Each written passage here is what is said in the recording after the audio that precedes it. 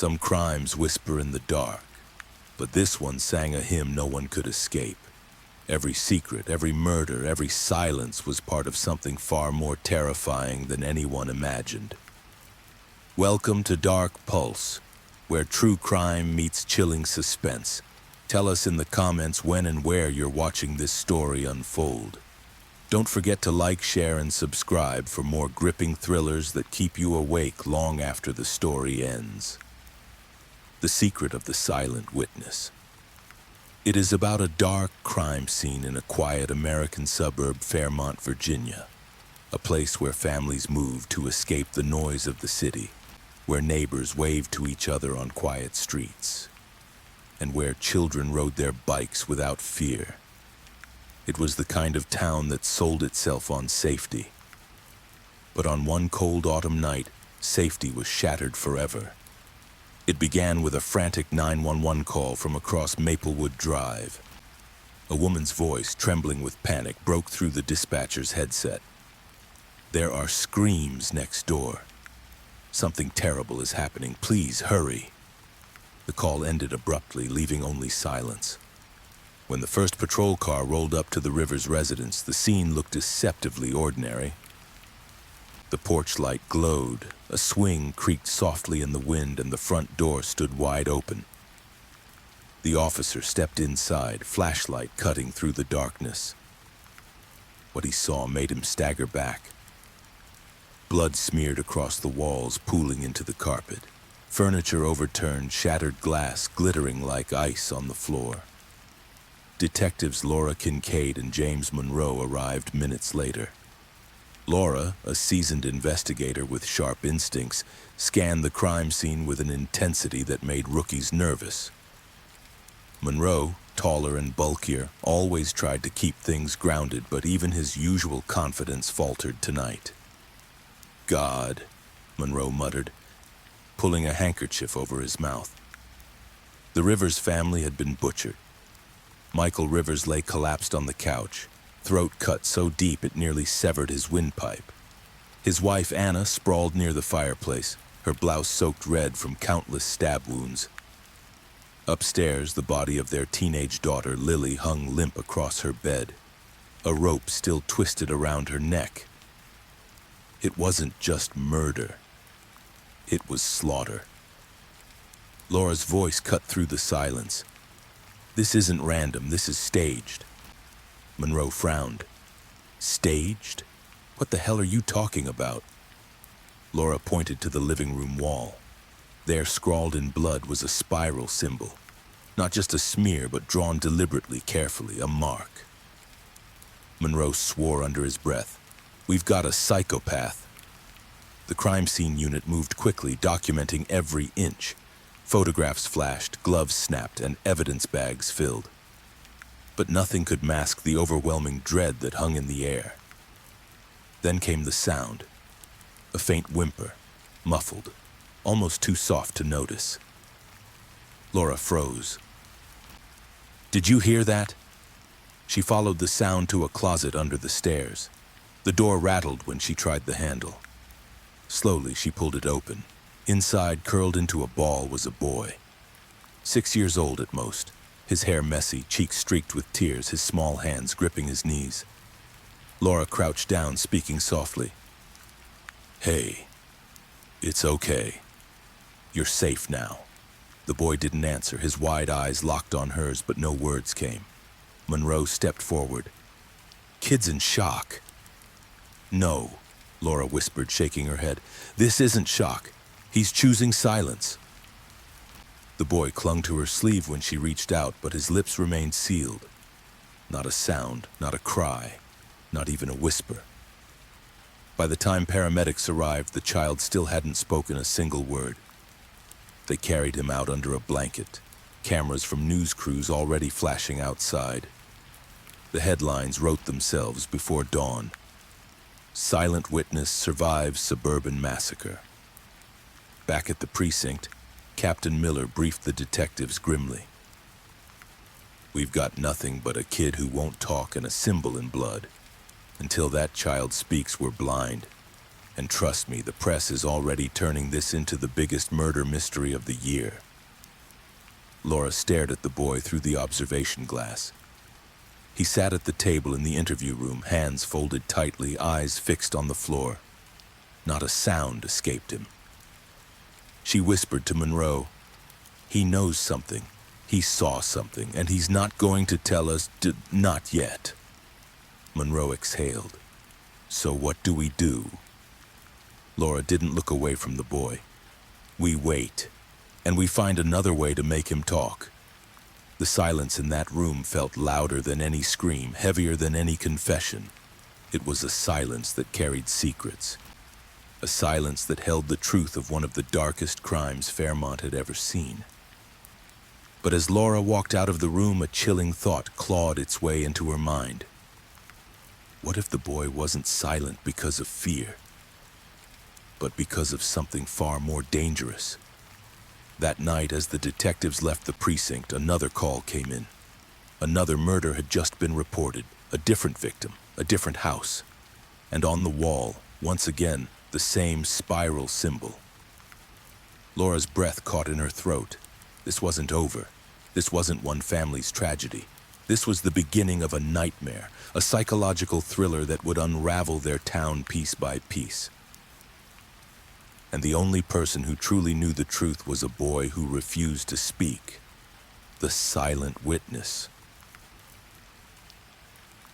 The second crime scene hit just before sunrise, when the fog still hugged Fairmont's cul-de-sacs like wet gauze.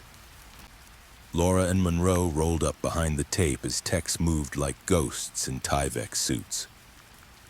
The ranch house on Birch Hollow looked ordinary, flag on the porch, pumpkins by the steps. But inside was a different kind of horror. A single victim this time, a young woman in her 20s, posed on the kitchen floor as if someone had tried to make the scene look calm. The pose failed. The blood told the truth. "Same spiral," a CSU tech said, lifting his chin toward the refrigerator. Drawn with 2 fingers, slow and neat, the symbol curved in a tight coil that ended in a hooked tail. Fresh, deliberate. Monroe scribbled notes. "We need a pattern. 2 houses, 2 very different families, same mark. Tell me this isn't a serial killer announcing himself." Laura stepped closer to the body. No risk of footprints now. The place was secured. She studied the hands. Defensive wounds. "She fought like hell," she lowered her voice. "And look at the wrist.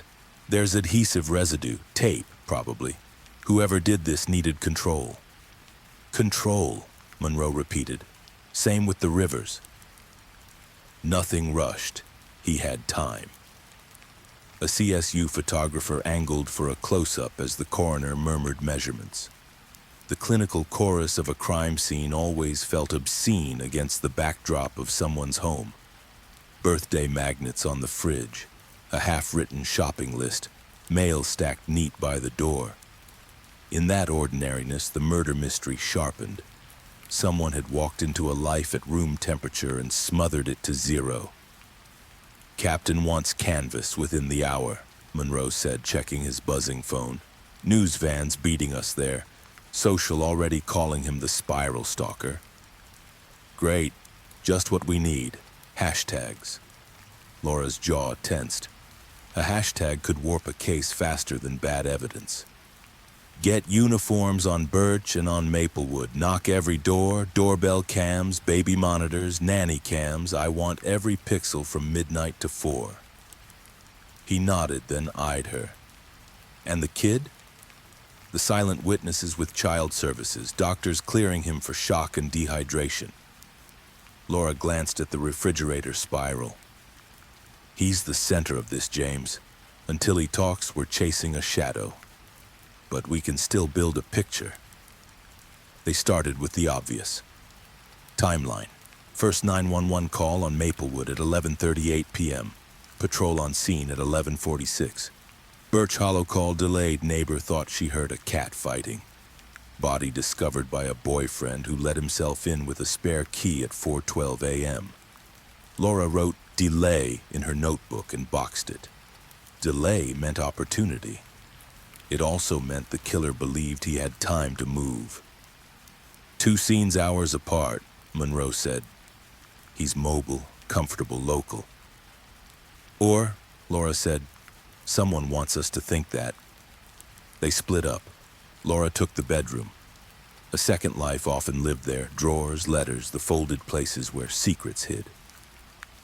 She worked with gloves and care, lifting jewelry boxes one by one, checking the underside for taped keys or micro SD cards. On the vanity, she found an open compact dusted with a fine gray powder. "Print powder?" she asked a tech. He shook his head. "No, ma'am. Looks like diatomaceous earth." "People use it for bugs," Laura frowned. The Rivers garage had a torn bag of the same stuff by the water heater. Coincidence? Maybe. Or a breadcrumb. Monroe called her to the living room. Partial print on the back door, glove pattern on the knob. He wore nitrile or vinyl. Left a faint checker from the grip on the tape dispenser. "Careful hands," Laura said. "Meticulous. He plans everything. He wants control even after he leaves." The coroner zipped the black bag. The kitchen swallowed the sound. Back at the precinct, the air felt charged, like before a storm. Newscasters looped the same 2 lines. Quiet American suburb. Shocking twist in a growing psychological thriller. As if repetition built truth.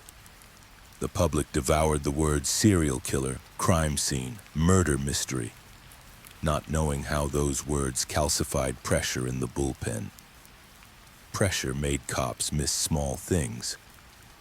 Laura stopped at the glass where the boy sat again, now in clean clothes too big for his frame, socks bunching at his ankles.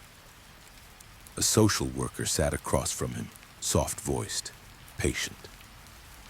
The boy stared at the table as if it were a pond and he could fall in if he looked up.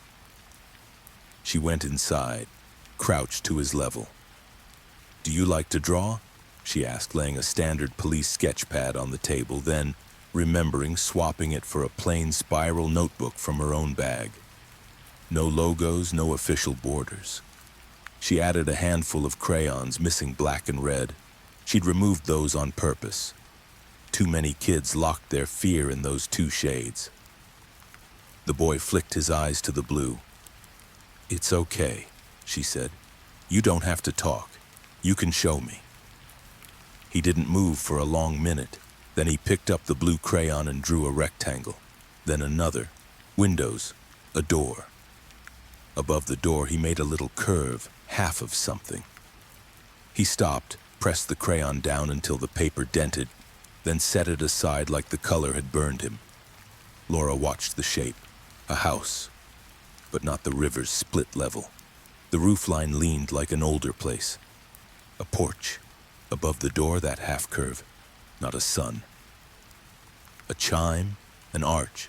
She didn't guess out loud. The social worker whispered, "He hasn't drawn since the hospital." Laura nodded.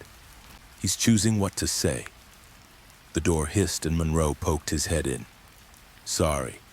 Lab's fast-tracking the DNA from Maplewood. And I got something from Canvas. An older woman across from the Rivers heard a bell. Not a doorbell. A chiming sound, high and quick like a clock."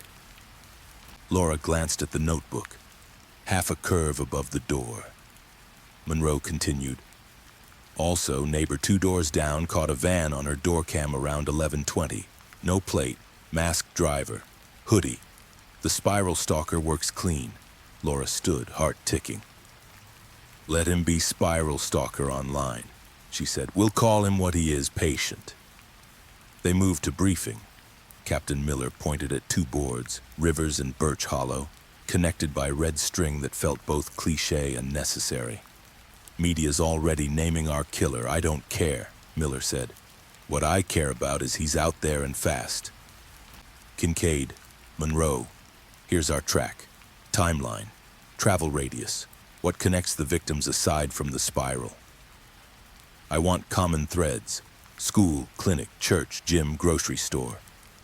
Also, that powder you flagged, get it to the lab.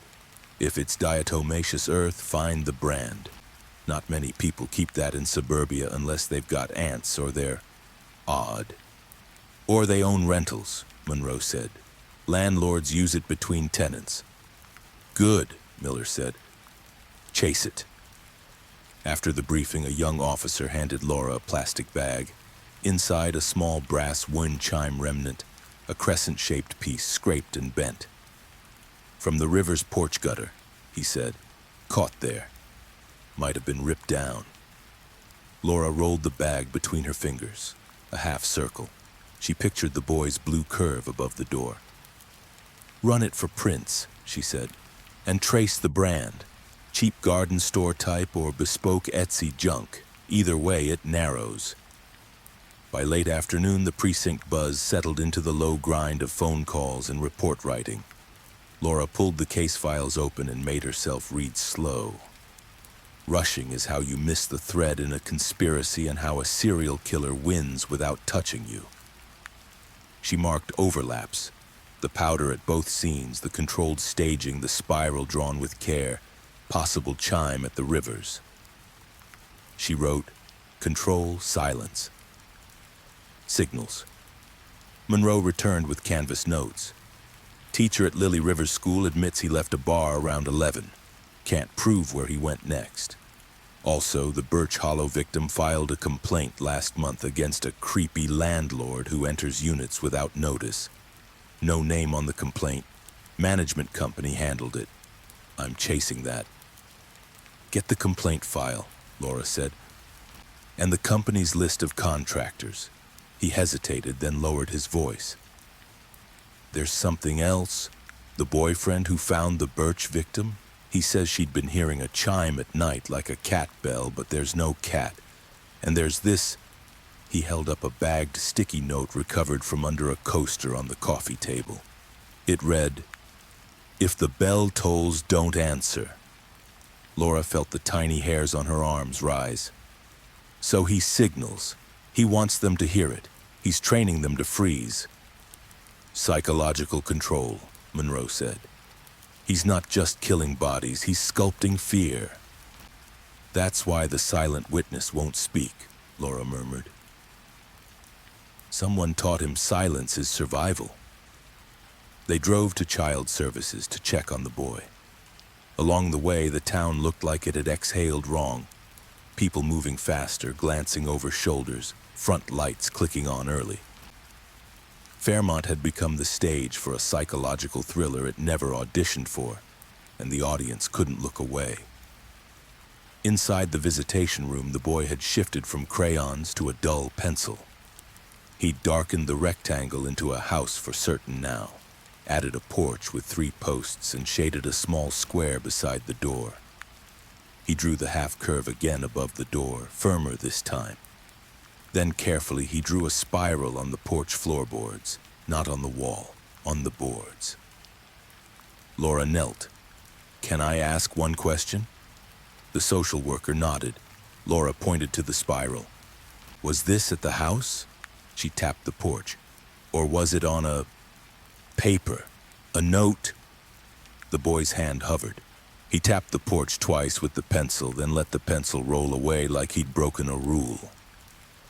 Laura didn't smile, didn't praise. She whispered, okay. On their way out, Monroe said, you see how he pressed harder on the curve? He remembers that more than faces. Sound sticks when sight fails, Laura said. A chime in the dark is a brand. The lab called as they reached the parking lot. DNA from the river's scene matched to nobody. No offender in CODIS, no criminal record. But the adhesive residue from both scenes? Same brand of contractor-grade tape sold mostly to property managers and medical suppliers. The powder? A pest control blend carried by 3 stores in the county and, oddly, by a local clinic's supply vendor. The clerk remembered selling 2 bags last week to someone paying cash. What clinic? Laura asked. Hollowbrook Wellness, the tech replied. Private practice, family medicine, some psych referrals, big donor in town. Laura exchanged a look with Monroe. Hollowbrook sat 3 blocks from the boys' school. River's mother had done part-time admin there last year according to HR forms in their home office. Coincidence? Or thread? Don't jump it, Monroe said, seeing where her mind went. Everyone goes to clinics, and donors always look good on paper. I know, Laura said. But she wrote the clinic name anyway, then put a small star beside it. Not suspicion, not yet, just gravity. As dusk washed the sky in muted bruised blue, a vigil flickered to life on Maplewood. Candles, cell phone flashlights, wet eyes. Laura stood on the sidewalk, not intruding, listening to the ordinary courage of neighbors saying names over paper cups of coffee. Behind the murmurs, a small metallic sound rang once, then twice from somewhere up the block. A chime, thin and bright. Monroe's head snapped up. You hear that? Before Laura could answer, her phone vibrated. A text from an unknown number. If the bell tolls, do not speak. She looked up and down the street, measuring porches, shadows. The slow sway of a wind chime hung crooked on a nail. She didn't show Monroe the text. Not yet. She saved it, forwarded to tech, and stared at the houses until the candles blurred. Back at her car, she opened the boy's drawing again in her head. The porch, 3 posts, square by the door, half curve above, spiral on the boards. And the sound, always the sound. Control by signal, silence by design. What are you thinking? Monroe asked, watching her over the roof of the car. I'm thinking our killer doesn't just choose victims, she said. He chooses listeners. And if they don't listen, Laura shut the car door. He teaches them how. They drove toward the station, and as the town slipped by, the spiral of it all tightened. The crime scenes, the powder, the tape, the chime, the drawing, the text. Somewhere inside that coil sat the silent witness, small and still, holding a piece of the truth no adult could reach with words. They would have to build a bridge out of details, inch by inch, until the boy could cross without breaking. When they reached the lot, a uniform hurried over. Detectives, you need to see this. He handed Laura a sealed evidence bag.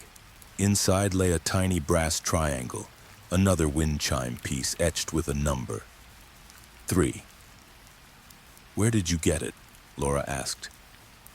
Found at the Rivers Memorial just now, the officer said. Someone placed it at the edge of the sidewalk. People thought it was part of a candle holder. Laura stared at the 3 until the number became a note. 3 chimes, 3 posts on the porch, 3 steps from door to where the spiral would sit. A pattern teaching an order. Monroe exhaled. Tell me that's not a countdown. Laura didn't answer. She tucked the bag into her pocket like it might blow away, and she imagined the sound again. 1, 2, 3. And a door opening to something that didn't belong in a quiet American suburb. She set her jaw. Tomorrow we start with Hollow Brook, the landlord complaints, and every porch with 3 posts on Maplewood and Birch. We pull doorbell audio and we map every bell frequency we can find. If he's building a symphony of fear, we're going to learn the notes. Monroe tried to grin. It didn't land. That's a lot of bells. It's a lot of silence, she said. And silence has a pattern too. They parted at the steps, the night settling into the spaces between streetlights. Somewhere close, a chime rang once in the wind, softer than a whisper, sharp as a blade, and Laura felt the case turn, not toward an answer, but toward a place where answers might be hiding. Tomorrow would bring interviews, vendor logs, pings, and the cold click of lab results. Tonight brought only the pulse of Fairmont breathing through its fear and the boy's pencil scratching memory into a spiral he didn't understand. The crime scene had been cleaned, the tape pulled, the news anchors moved to new angles, but the real story, the one that would define this psychological thriller, kept moving slow and quiet toward the next house that wouldn't know it was part of the pattern until the bell tolled 3 times. Morning broke heavy over Fairmont, the kind of gray sky that smothered color from the streets. The town looked hollow, like the life had been drained overnight. Candles still flickered on Maplewood, wax dripping onto the sidewalks. Reporters huddled near police barricades, voices crisp, rehearsed. A silent witness may hold the key to this shocking murder mystery. Authorities now fear a serial killer is stalking this quiet American suburb. Inside the precinct, the board of evidence grew thicker. Photos of the Rivers family and the Birch Hollow victim stared back. Spiral symbols circled in red, sticky notes multiplying like infection. The term spiral stalker now glowed across headlines and social feeds, but Laura hated it. Names gave killers power and identity. Whoever this was didn't deserve fame. He deserved exposure. Captain Miller's voice boomed during the briefing. No more slip-ups. I want search warrants on the Hollowbrook Clinic, every contractor using pest control powder in a 20-mile radius, and every landlord tied to the Birch Hollow property. Kincaid, Monroe, you two keep the kid on your radar. He's the silent witness, and until he breaks that silence, he's our only direct thread. Afterward, Monroe leaned against Laura's desk, rubbing his eyes. We're chasing ghosts. We've got powder, tape, and chimes. All circumstantial. Laura shook her head. Not ghosts, patterns. Patterns always lead somewhere. And he wants us to follow. He's daring us. Before they could continue, Claire Donovan, the forensic artist, walked into the precinct. She carried a portfolio under her arm, her dark hair tied back. Eyes sharp with the focus of someone who'd been here before. Captain said you needed someone who could read silence, she said. That's what I do. Laura exhaled relief. Claire, thank God. He draws. He shows things we can't put into words. Claire nodded. Then let him speak in the language he trusts. Hours later, in the child's observation room, Claire sat across from him. No clipboard, no badge, just paper and pencils. She spoke gently, her voice even. You don't have to talk to me, just show me what you see when you close your eyes. The boy looked at her warily, then at Laura through the glass, then back at the paper. Slowly, he drew again. This time, it wasn't a house. It was a figure, long arms, no face, standing on a porch with 3 posts. And beneath the porch, he drew a spiral. Claire glanced at Laura through the glass, a chill running up her spine. This wasn't random. This was deliberate memory. Meanwhile, Monroe chased the landlord lead.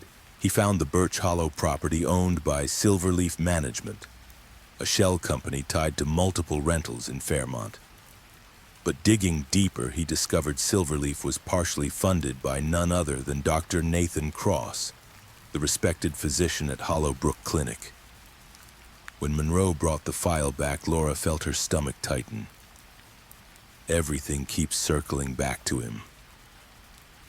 Cross touches every lead. But he's clean on paper, Monroe argued. No priors, no debt, a perfect citizen. He donates to schools and hospitals. He's the kind of guy people name parks after. Laura's voice was flat. And that's exactly why nobody suspects him.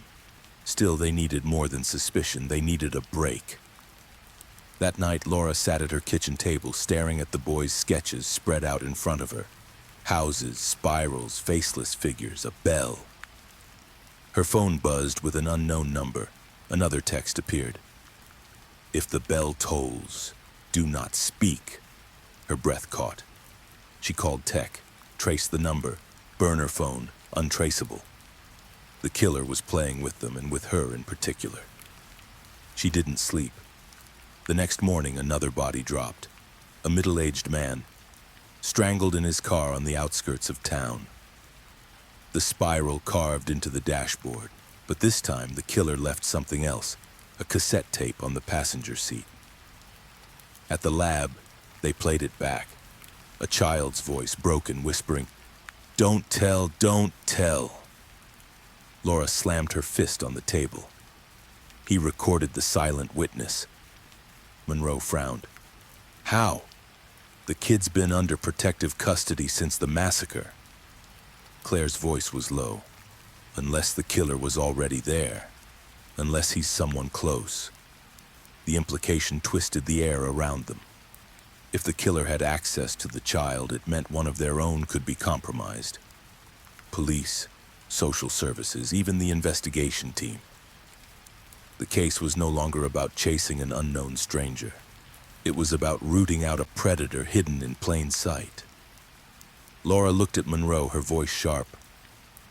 We don't just have a killer. We have a conspiracy. Someone's feeding him access. Someone wants this silence protected. Monroe stared back, jaw tight. And that means the kid's not safe, not with us, not with anyone. As the precinct buzzed with the new discovery, Laura stood by the observation glass again. The boy was sketching with Claire, his hand trembling as he drew another spiral. This one darker than all the rest. He added lines around it, bars like a cage. Then he set down the pencil and folded his arms, shutting down completely. Claire whispered, He's telling us the truth. He's trapped. He's been told his silence is the only way to survive. Laura's chest tightened. The silent witness carried not just memories, but commands. He wasn't simply a boy who survived. He was a boy being controlled, even from afar. The shadows in Fairmont weren't growing by chance. They were being directed. And the next step in this psychological thriller was clear. To unlock the silent witness, they had to break through the cage of silence someone had forced around him. But doing so meant going up against a conspiracy willing to kill entire families to stay hidden. The spiral wasn't just a symbol anymore. It was a map, and Fairmont was caught in its center. The boy's silence had become the loudest sound in Fairmont. Reporters kept saying silent witness as if it were a brand, not a child. Every news channel looped the same footage of him clinging to a blanket, eyes hollow, refusing to speak. Some saw trauma. Laura saw something else, discipline. Someone had drilled that silence into him. That was why Claire Donovan had been brought in. She wasn't just a forensic artist. She was known for pulling memories out of survivors who couldn't speak or wouldn't. She believed trauma carved pictures deeper than words, and that sometimes the hand could draw what the mouth refused to confess. In the safe, windowless room at the precinct, Claire set her sketch pad on the table. Across from her, the boy sat small in a chair too big for him, staring at the crayons she had laid out. Laura watched through the glass with Monroe beside her. Claire's voice was calm. You don't have to talk. You can just show me. Anything you want, shapes, houses, even scribbles. It's all okay. The boy's fingers hovered over the crayons. He picked up blue, then black, then put them both down. Finally, he chose green and drew a crooked line across the page. A hill. Then on top, he added a rectangle house with 3 posts holding up a porch. Laura leaned toward the glass. That's the house he drew yesterday. Monroe crossed his arms. Plenty of houses look like that. But then slowly the boy added a curve above the door. A bell, half circle. And on the porch floor he pressed hard with the green crayon, scratching a spiral until the wax snapped. Claire didn't flinch. That's very good. Can you add more? The boy's hand shook. He picked up brown and drew a shadow. Long arms, no face, a figure taller than the posts. Then he dropped the crayon, pushed the paper away, and buried his face in his arms. Claire didn't push him. She simply slid the drawing toward herself and whispered, "Thank you." When the session ended, Laura stepped in. The boy wouldn't look at her, but his knuckles were white where he gripped the chair. She crouched down. "You're safe here. No one can hurt you." His lips trembled. For a moment, she thought he might finally speak. But instead he whispered just one word so faintly she almost missed it. Watcher. Laura's heart pounded.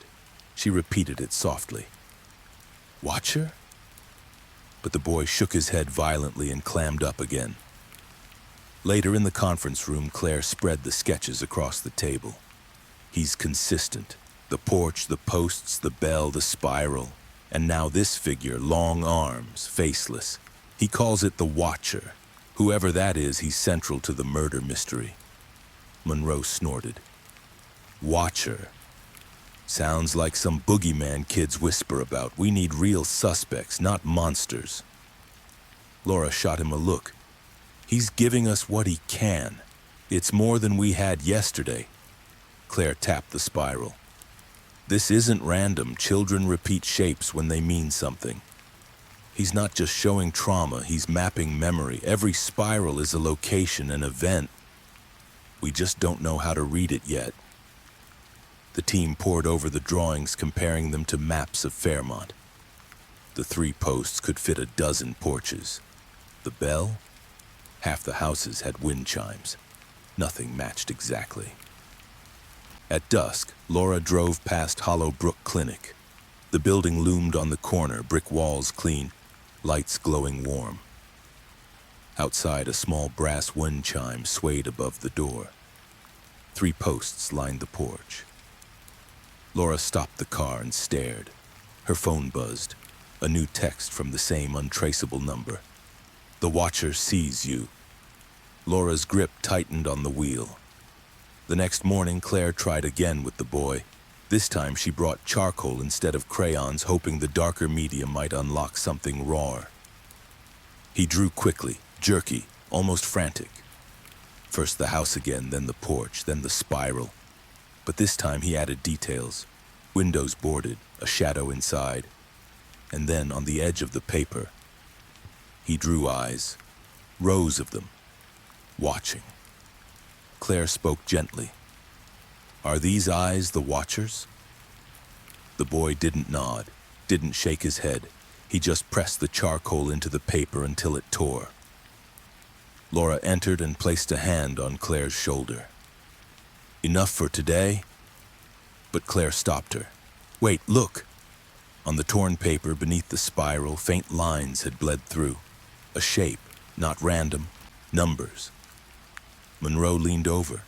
What the hell is that? Claire traced the outline. It's a clock, a time. The numbers pointed to 3:15. Laura whispered, maybe it's when the murders happened. They checked the river's 911 call, 11:38 p.m. The Birch Hollow victim discovered at 4:12 a.m. neither matched. But then Monroe read the coroner's notes. Estimated time of death for Rivers' family still between 3 p.m. and 3:20 a.m. Laura froze.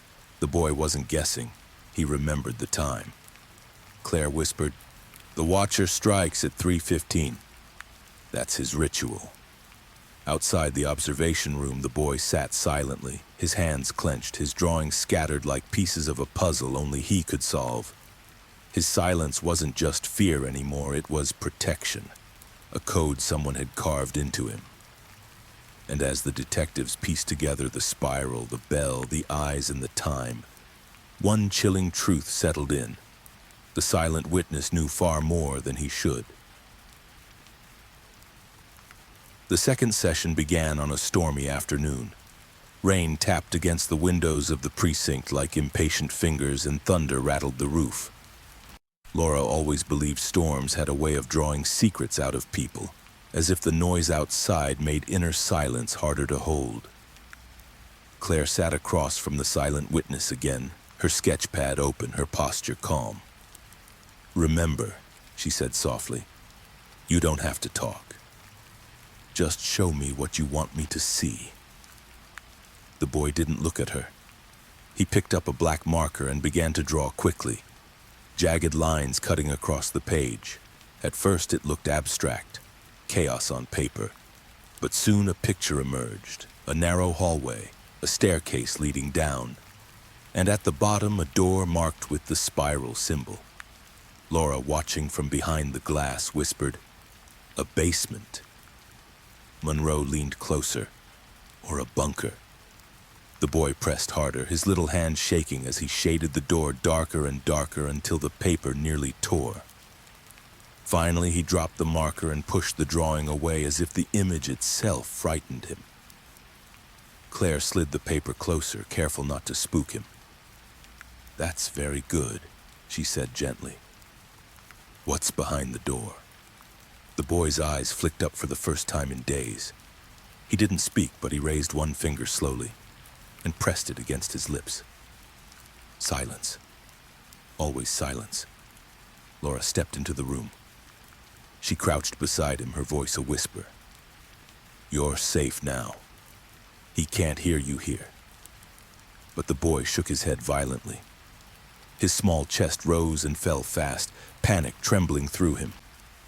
Claire touched Laura's arm and shook her head. "He's not just silent, he's conditioned. Every instinct in him says silence equals survival." Back in the conference room, the detective studied the new drawing. Monroe tapped the basement door. "So what is this? Someplace he was held? Or where he saw someone taken?" Laura rubbed her temple. "Or it's where the Watcher lives." They cross-checked property records near Maplewood and Birch Hollow. Several homes had basements, but only one, owned by Silverleaf Management, had a sub-basement not listed on city permits. A hidden floor. "Could be storage," Monroe said. "Could be more," Laura replied. Before they could act, another sketch arrived. Claire had let the boy continue drawing freely. This time, he drew something different. Faces. At least 4, side by side. But the eyes were scratched out. Above them, he scrawled 3 crude X's. Claire's voice trembled when she explained. "Children erase eyes when they don't want to see, or when they're told not to look." Monroe frowned. "Or he's drawing victims." The sketches unsettled everyone in the room.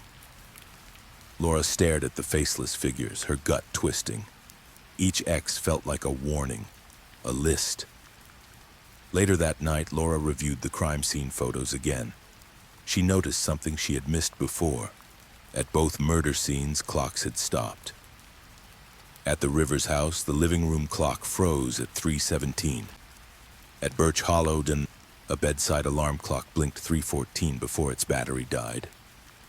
The boy's drawing, the clock at 3:15. It wasn't a guess, it was a pattern. "This is ritual," Laura murmured. "The Watcher doesn't just kill. He kills at the same time. He wants them to hear the bell, and then the clock strikes." The next morning, Claire met with the boy again. This time, she tried something new. "Draw me something you like. Something safe." The boy hesitated, then drew a dog, but the dog was lying down, its neck marked with a faint line. "Dead." He added a bell around its collar. Claire swallowed hard. "This isn't safe to him. Nothing is." Suddenly, the boy ripped the page in half, crumpled it, and threw it across the room. Then, for the first time, he spoke a full sentence. His voice was high, trembling, but clear. "If the bell tolls, don't speak." Laura's breath caught. Monroe muttered, "He said the line from the texts." Claire's eyes widened. He wasn't repeating us, he was repeating something he heard. Something the killer told him. The room went silent. The silent witness had finally spoken, but what he revealed was more chilling than anything they had seen. The Watcher wasn't just controlling his victims with violence. He was programming them with rules. Rules designed to silence them forever. Later that day, Tech traced new evidence. The cassette tape found in the strangled man's car had background noise. At first, it sounded like static, but after enhancement, they heard it clearly. Chimes. 3 short rings. And then faintly a child's sob. It wasn't just a recording of fear. It was proof the Watcher had been in the same room as the boy once before. Laura's stomach sank. If the killer had already been that close, then the silent witness wasn't just holding secrets. He was living evidence of a crime that had already touched him personally. That night, Laura couldn't shake the boy's words. If the bell tolls, don't speak. She kept hearing them on repeat, like an echo that refused to fade. But she also knew something else now. The boy's silence wasn't only fear, it was survival training. Someone had taught him rules, someone had carved silence into him like scripture, and the only way to unlock his memories was to break that rule, to make him believe that speaking could save lives, not end them, but teaching him that truth might also paint a target on his back. The storm had cleared, but the precinct air still felt heavy, as if the weight of silence itself pressed down on everyone inside. The silent witness sat again with Claire Donovan, his small body dwarfed by the table, his hands resting on the edge of the sketch pad. Laura and Monroe watched from behind the glass, knowing every line he drew could mean the difference between catching the killer or losing more lives. Claire began gently. "You've done so well. Can you show me more about the Watcher?" The boy reached for a pencil. His fingers trembled, but once the tip touched paper, his hand moved with startling precision. He drew another house, not like before. This one was larger, 2 stories with tall, narrow windows. Across the roofline, he sketched a crooked line of chimneys. Then he added something chilling. Small shapes inside each window. Faces. But like before, the eyes were blacked out. Laura whispered, "He's showing us more victims." Monroe frowned. "Or prisoners."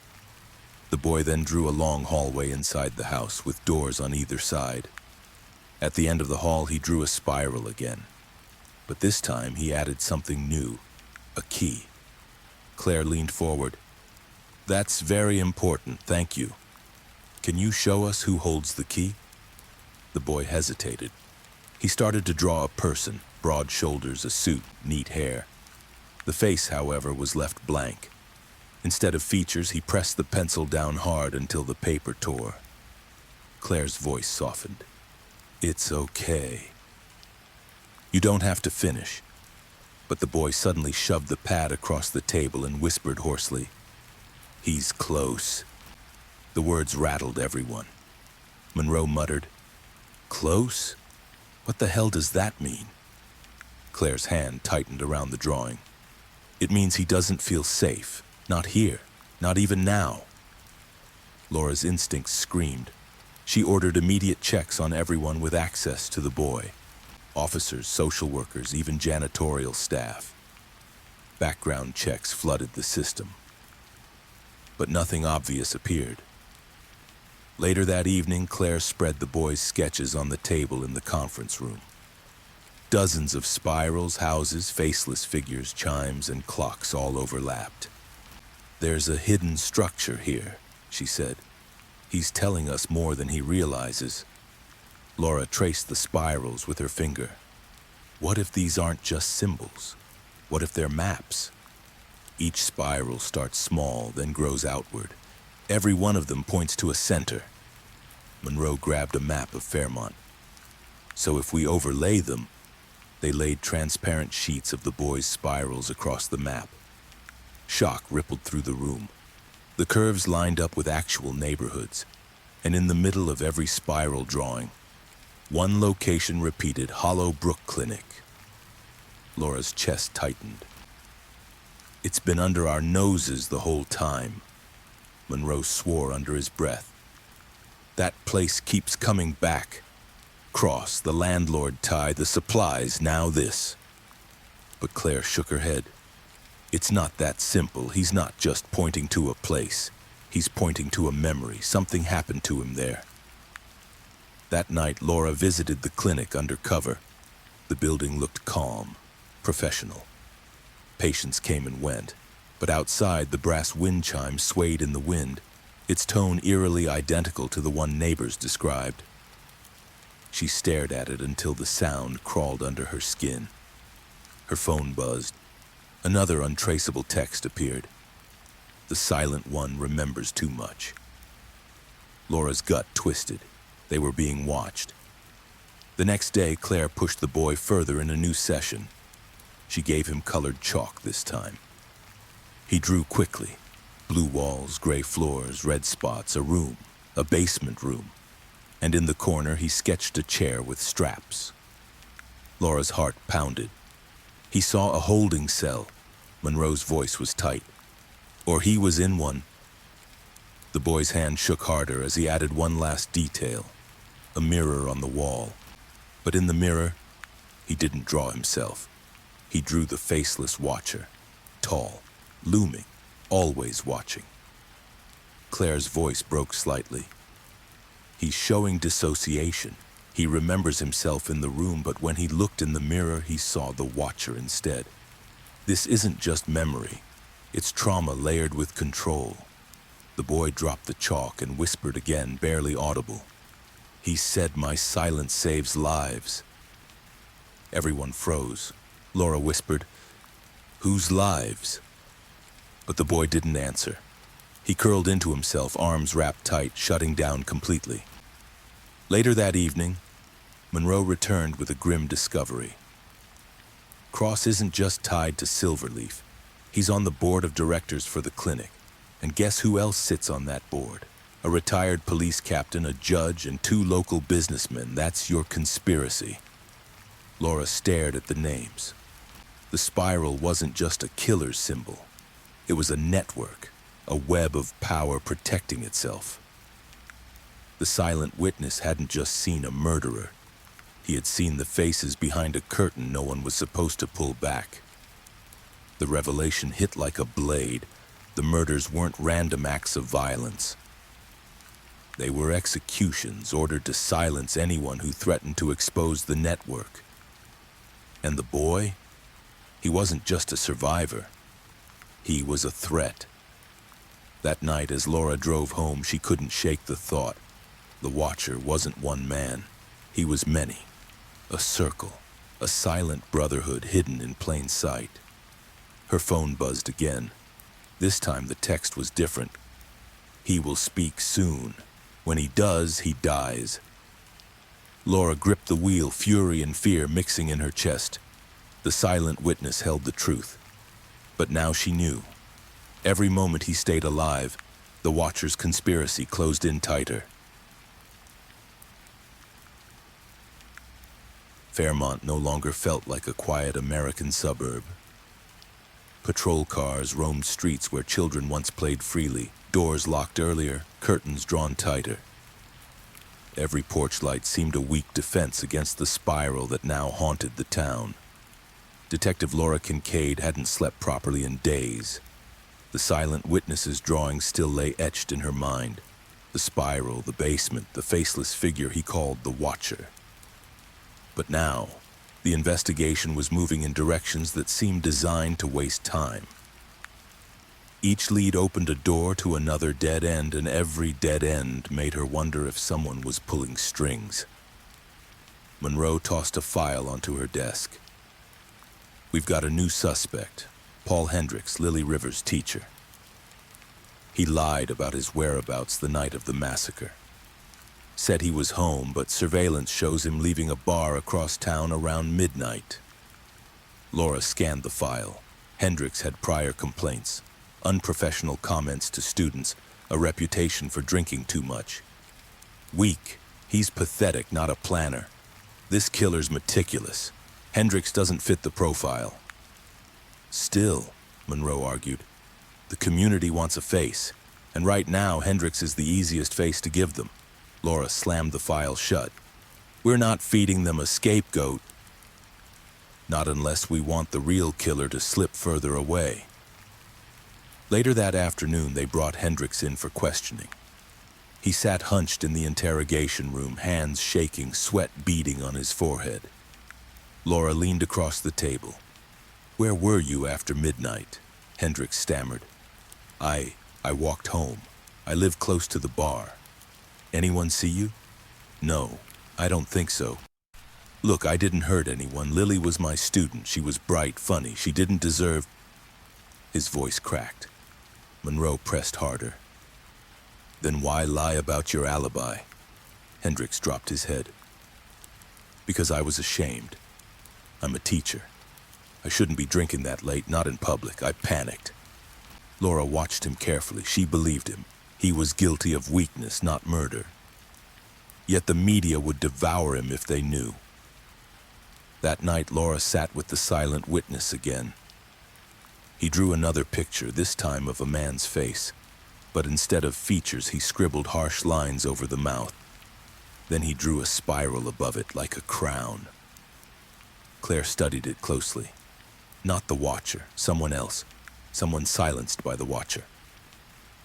Laura's mind turned. Could Hendricks have been manipulated too? Was he just another pawn in a larger game? The next morning, another murder hit Fairmont. A small-time mechanic named Jared Cole found in his workshop.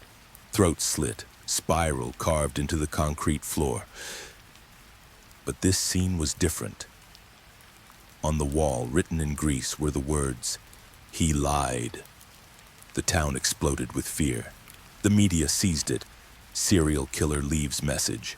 Liar targeted in shocking murder mystery. Monroe threw the report on Laura's desk. Looks like the killer's doing our job. He's telling us Hendricks is guilty. Laura shook her head firmly. Or he's framing him. Again. Every trail we follow, he twists into a new deception.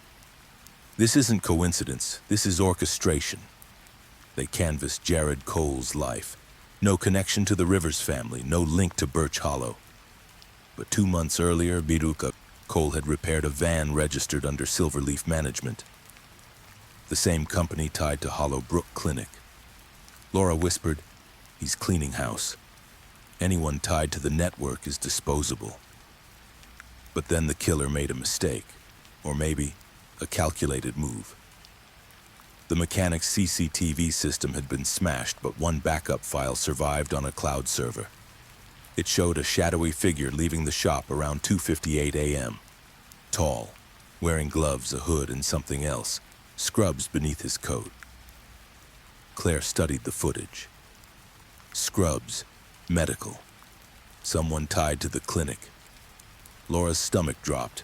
It wasn't enough to charge anyone, but it was enough to confirm her suspicion. Hollow Brook wasn't just a location on a map. It was the heart of the spiral. Later, Laura confronted Dr. Nathan Cross at the clinic. He welcomed her with a calm smile, his office pristine, his voice steady. "I've already spoken to your captain," he said smoothly. "This witch hunt you're conducting is damaging our reputation. My patients are frightened." Laura didn't flinch. "Your name's on properties managed by Silverleaf. 2 of your tenants are dead, both linked to spirals." Cross smiled faintly. "Coincidence. We manage dozens of properties. Tragedy strikes everywhere." Laura leaned closer. "Then explain the chimes. Every victim heard them before death. You've got one hanging at your door." Cross spread his hands. "Wind chimes are hardly evidence, Detective. But if you're implying I'm involved in this conspiracy theory of yours, you're mistaken. I save lives, I don't take them." But Laura saw it, the flicker in his eyes when she said conspiracy. A flash of recognition, quickly masked. When she left the clinic, Monroe was waiting by the car. "Well," Laura lit a cigarette with shaking hands. "He's lying. But he's not panicked. He's confident, too confident." Monroe frowned. "You think he's the Watcher?" "No," Laura said softly. "I think he's part of the circle. The spiral's bigger than one man, and every suspect we chase, every false lead is bait." That night, Laura returned to her apartment exhausted. She poured a glass of whiskey, sat at her table, and stared at the silent witness's latest drawing. A spiral darker than any before, with the word liar scrawled inside. Her phone buzzed again. Another message. "The liar has been silenced. The child is next." Laura's hand shook as she held the phone. The Watcher wasn't bluffing anymore. The silent witness wasn't just remembering the past. He was predicting the future. So by noon, Fairmont throbbed with rumor. Parents yanked kids from school.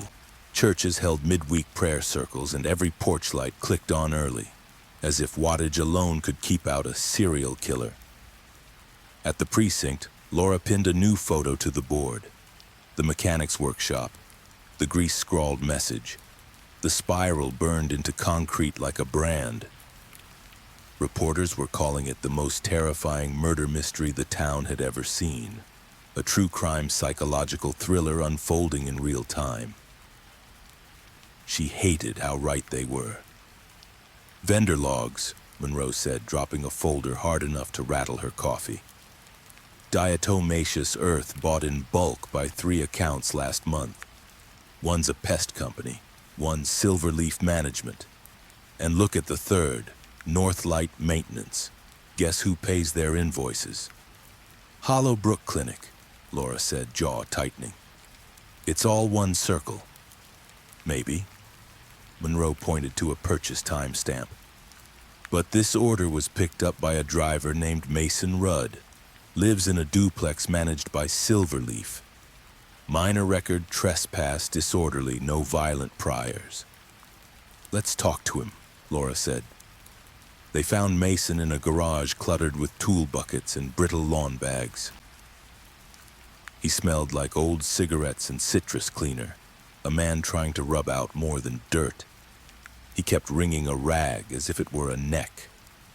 I heard what happened to the Rivers, he said, eyes sliding to the floor. Terrible. I don't know anything. Laura scanned the room. You bought 2 bags of powder last week. Where'd they go? Everywhere, he said. Roaches don't pick addresses. Monroe lifted a box labeled tape in thick marker. Contractor grade. Same brand the lab flagged. Mind if we look? Mason tensed. You got a warrant? Mind if we get one? Monroe replied, easy smile never touching his eyes. Mason slumped, defeated. I put down powder where I'm told. Fix leaky sinks. Change locks sometimes. That's it. Laura leaned in. You ever service Hollowbrook? He swallowed. Once a month, filters, vents. Basement? He hesitated a half second too long. Clinic doesn't have one. Funny, Laura said, because your work order's coded sub-level HVAC. Who signs your logs? He stared at the rag. Supervisor, online portal. Name doesn't show to me. Try, Monroe said, voice flat. Mason licked cracked lips. User and crossboard. Laura felt that small electric sting behind her ribs. Nathan Cross logs into your portal? I don't pick who signs, Mason whispered. I just tighten screws. On the drive back, Monroe drummed the steering wheel. Could be a stolen username, could be Cross is just... Stop, Laura said. You don't believe that any more than I do. Her phone buzzed, unknown number. She put it on speaker. A voice distorted low. You're chasing mice. The house belongs to snakes, the line cut. Monroe swore, slamming the brakes just shy of a light. He's in your phone, Laura. Did tech clear it? They swept everything, she said, throat dry. Nothing obvious. Then either our guy is a ghost, Monroe muttered, or someone inside is keeping doors open. At child services, Claire had the silent witness in a different room. A calm space with muted walls and a table the boy could reach without stretching. She'd brought soft pastels today, the kind that smudged like breath on glass. You can make the colors blur, she told him gently. Sometimes that helps. He reached for gray and sketched a hallway, then a door marked with the spiral. He added a square beside it, a keypad. 4 dots. He pressed the pastel into the paper, then lifted his hand and tapped the page with a small, careful rhythm. 1, 2, 3. 3 taps, 3 chimes, 3 posts. Laura felt the pattern click into place like teeth on a gear.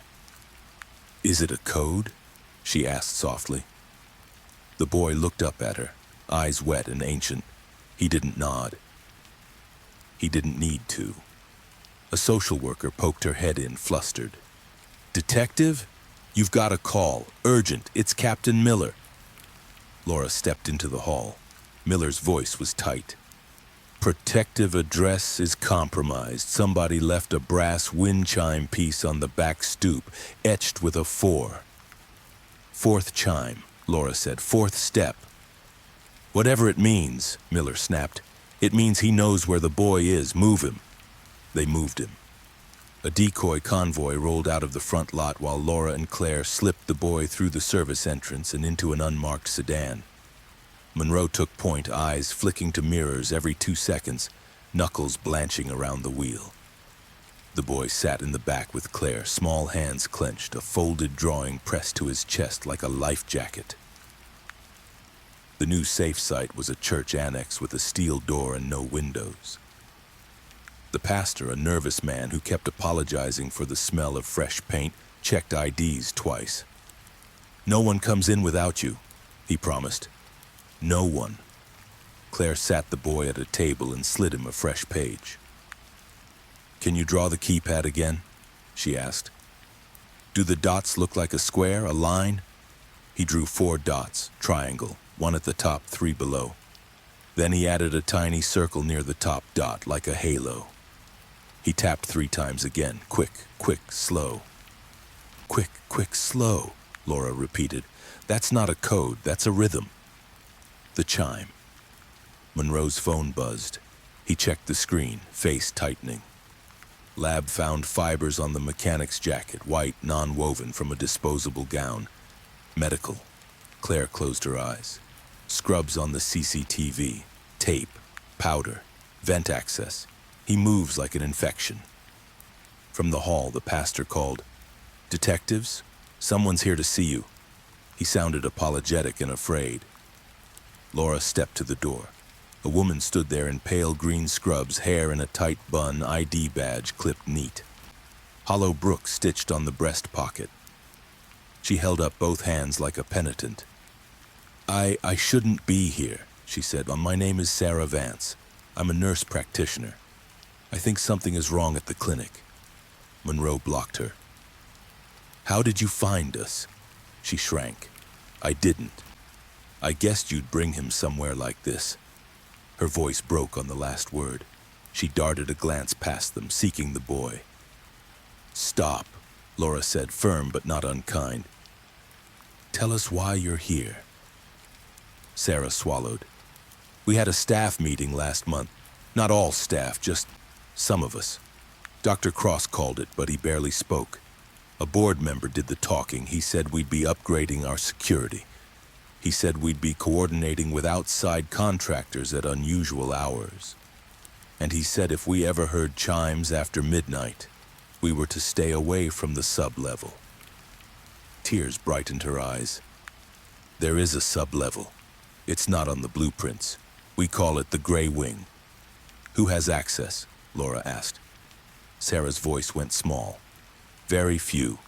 Dr. Cross, the operations manager, maintenance, and law enforcement liaison." "Who's the liaison?" Monroe asked. She hesitated.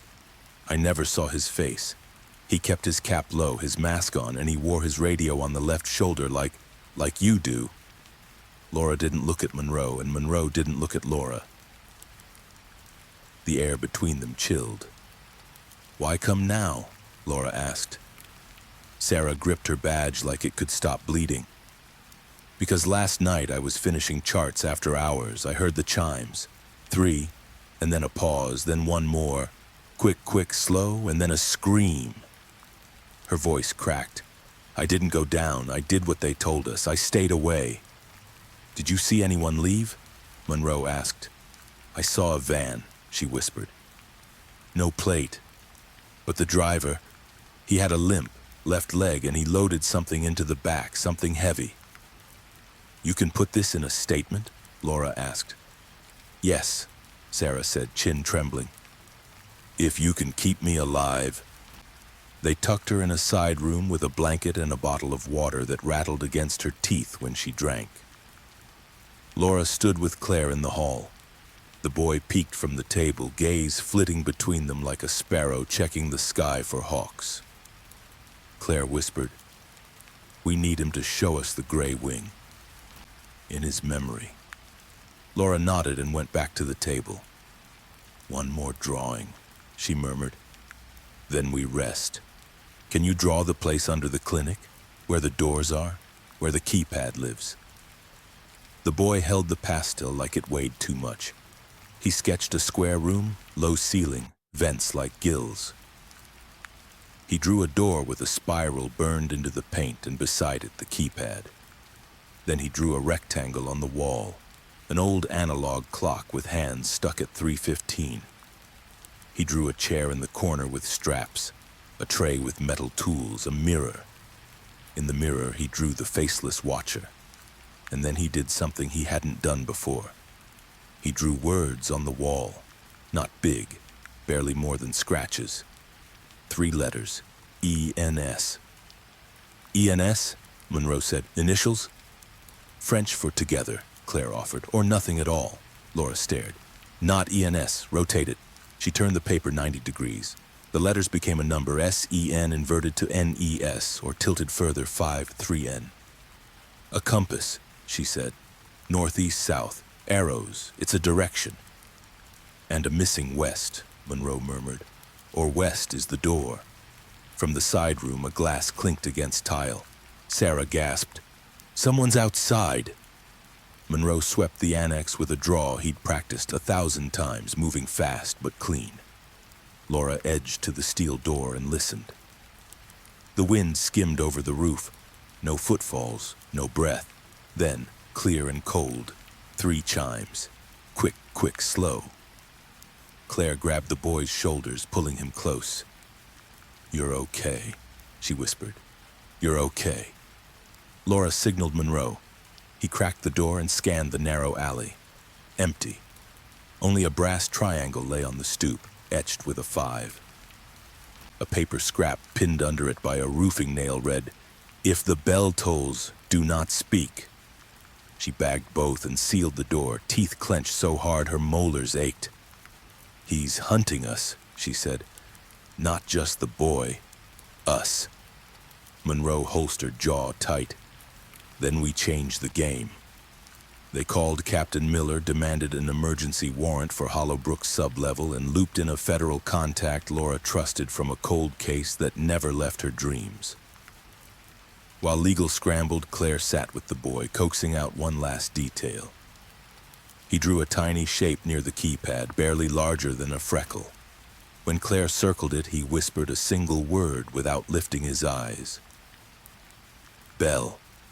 Monroe frowned. A doorbell? Laura shook her head. A tone. The keypad plays a chime when you enter the rhythm. Quick, quick, slow. It's a sound lock. Like a song, Claire said softly. Like training. The warrant came through at 1:07 a.m. Paper thin, good enough. They rolled blacked-out cruisers and a single refrigerated van from evidence. Anything else would flash on a watcher's board. The church annex creaked as they left, the pastor whispering a prayer that sounded like an apology. Sarah clutched her blanket and nodded when Laura said, We'll call. On the road, Fairmont looked less like a town and more like a line of stations in a dark tunnel. Streetlights hummed. Lawns glittered with sprinkler dew. And at the end of everything, the clinic rose clean and harmless in the soft wash of its own security lights. Last chance to turn back, Monroe said, smile carved from granite. Laura killed the engine. We don't turn back. They crossed the lot in a triangle. Front, flank, rear, the rhythm that kept cops alive. Laura palmed the warrant and knocked once for form, then slid a key card Sarah had slipped them earlier. The door beeped, a polite sound in a place that had none left to spend. Inside, the lobby yawned with empty chairs and a fish tank burbling like a lie. The brass wind chime ticked against the glass door, catching the HVAC's breath. Sarah's keycard opened the staff corridor. The elevator to sub-level blinked a dead gray, so Sarah's instructions sent them to a service stair hidden behind a blank door marked Supplies. They descended 3 flights, air thinning, dust sweet and chemical on the tongue. At the landing, a keypad waited, 4 dots in a triangle. Laura looked at Monroe. He shrugged. "You're the musician?" She closed her eyes and tapped the pad like the boy had tapped the paper. Quick, quick, slow. Somewhere in the metal gut of the door, a chime answered. Soft, obedient. The lock clicked open. Air moved at them, cool and sour, dragging the scent of bleach and something that had no name a good person would say out loud. Laura lifted her light. The beam cut a line down a corridor of closed doors, each with a small square window. The analog clock at the junction read 3:15, hands stuck like spears. Monroe swallowed. "Welcome to the Gray Wing." Behind them, far above, somewhere in the bones of the clinic or the sky, a wind chime sang 3 notes that felt like a promise and a threat. Quick, quick, slow. Then silence pressed in, full of secrets the boy had carried alone until the pictures pulled them out of him and turned them into a map. "Stay tight," Laura said, voice low. "Every step is evidence or a trigger." In the second door's window, something moved, only a shadow at first, then the outline of a chair and straps and the echo of a breath like a person trying not to be heard. Laura lifted a hand, counting in her head. 1, 2, 3. She eased the handle. The door opened into cold. The gray wings swallowed them in silence. Fluorescent lights flickered in the ceiling, buzzing faintly like trapped insects. The hallway stretched in both directions, lined with steel doors painted a pale, institutional gray. Each door had a small window, each window clouded with grime, as if someone had wiped them from the inside with trembling hands. Laura stepped forward, flashlight sweeping across the first door. Inside sat an empty chair, leather straps dangling loose, a tray of rusted instruments lying beside it.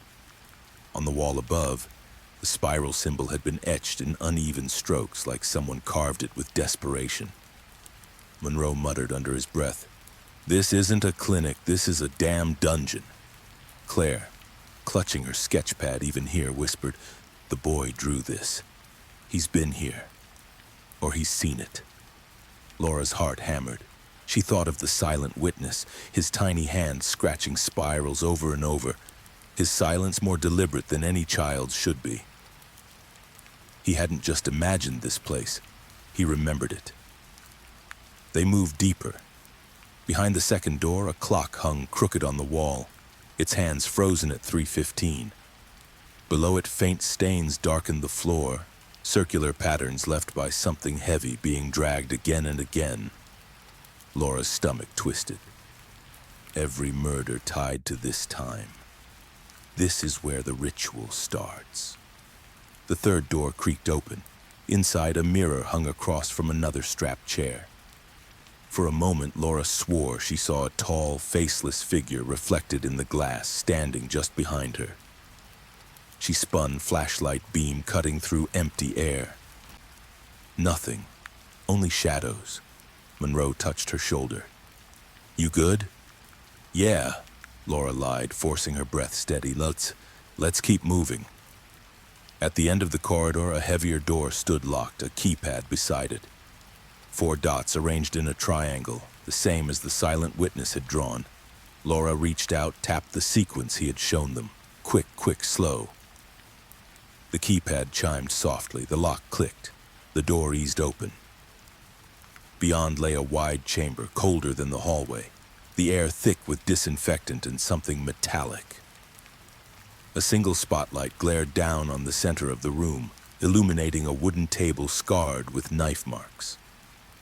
Along the far wall, shelves sagged under files and cassette tapes, each labeled with numbers and dates. Claire whispered, "This is it. This is the heart of the spiral." Monroe moved toward the shelves. "Jesus, there are dozens, maybe hundreds." He picked up one tape, scrawled in red ink, "Witness number 4. Silence maintained." Laura's hands shook as she flipped open a file. Inside were photos of faces, men, women, even teenagers. Each had a spiral drawn across their mouths. Some were marked removed, others pending. "This is bigger than murders," Laura said, her voice trembling with fury. "It's a system. They've been doing this for years." From somewhere deeper in the gray wing, a faint metallic sound echoed. 3 notes. Quick, quick, slow. Claire stiffened. "He's here." They spun toward the sound. A shadow moved at the far end of the chamber, tall and deliberate. The Watcher. Laura raised her weapon. "Police! Show yourself!" The figure didn't run. Instead, a distorted voice crackled through hidden speakers, filling the chamber. "You should not be here. The Silent One broke the rule. Now you all will pay." The lights flickered. Doors down the hall clanged open one after another, the sound reverberating like a countdown. Monroe cursed. "We need to get out. Now." Laura grabbed one of the files, clutching it to her chest. "Not without proof. This ends tonight." They turned to run, but the heavy door slammed shut behind them with a deafening clang. The keypad went dark. The Watcher's voice came again, calm, almost amused. "The spiral closes, none escape once they enter." Laura's pulse roared in her ears. She glanced at Monroe, at Claire, then at the shelves of evidence.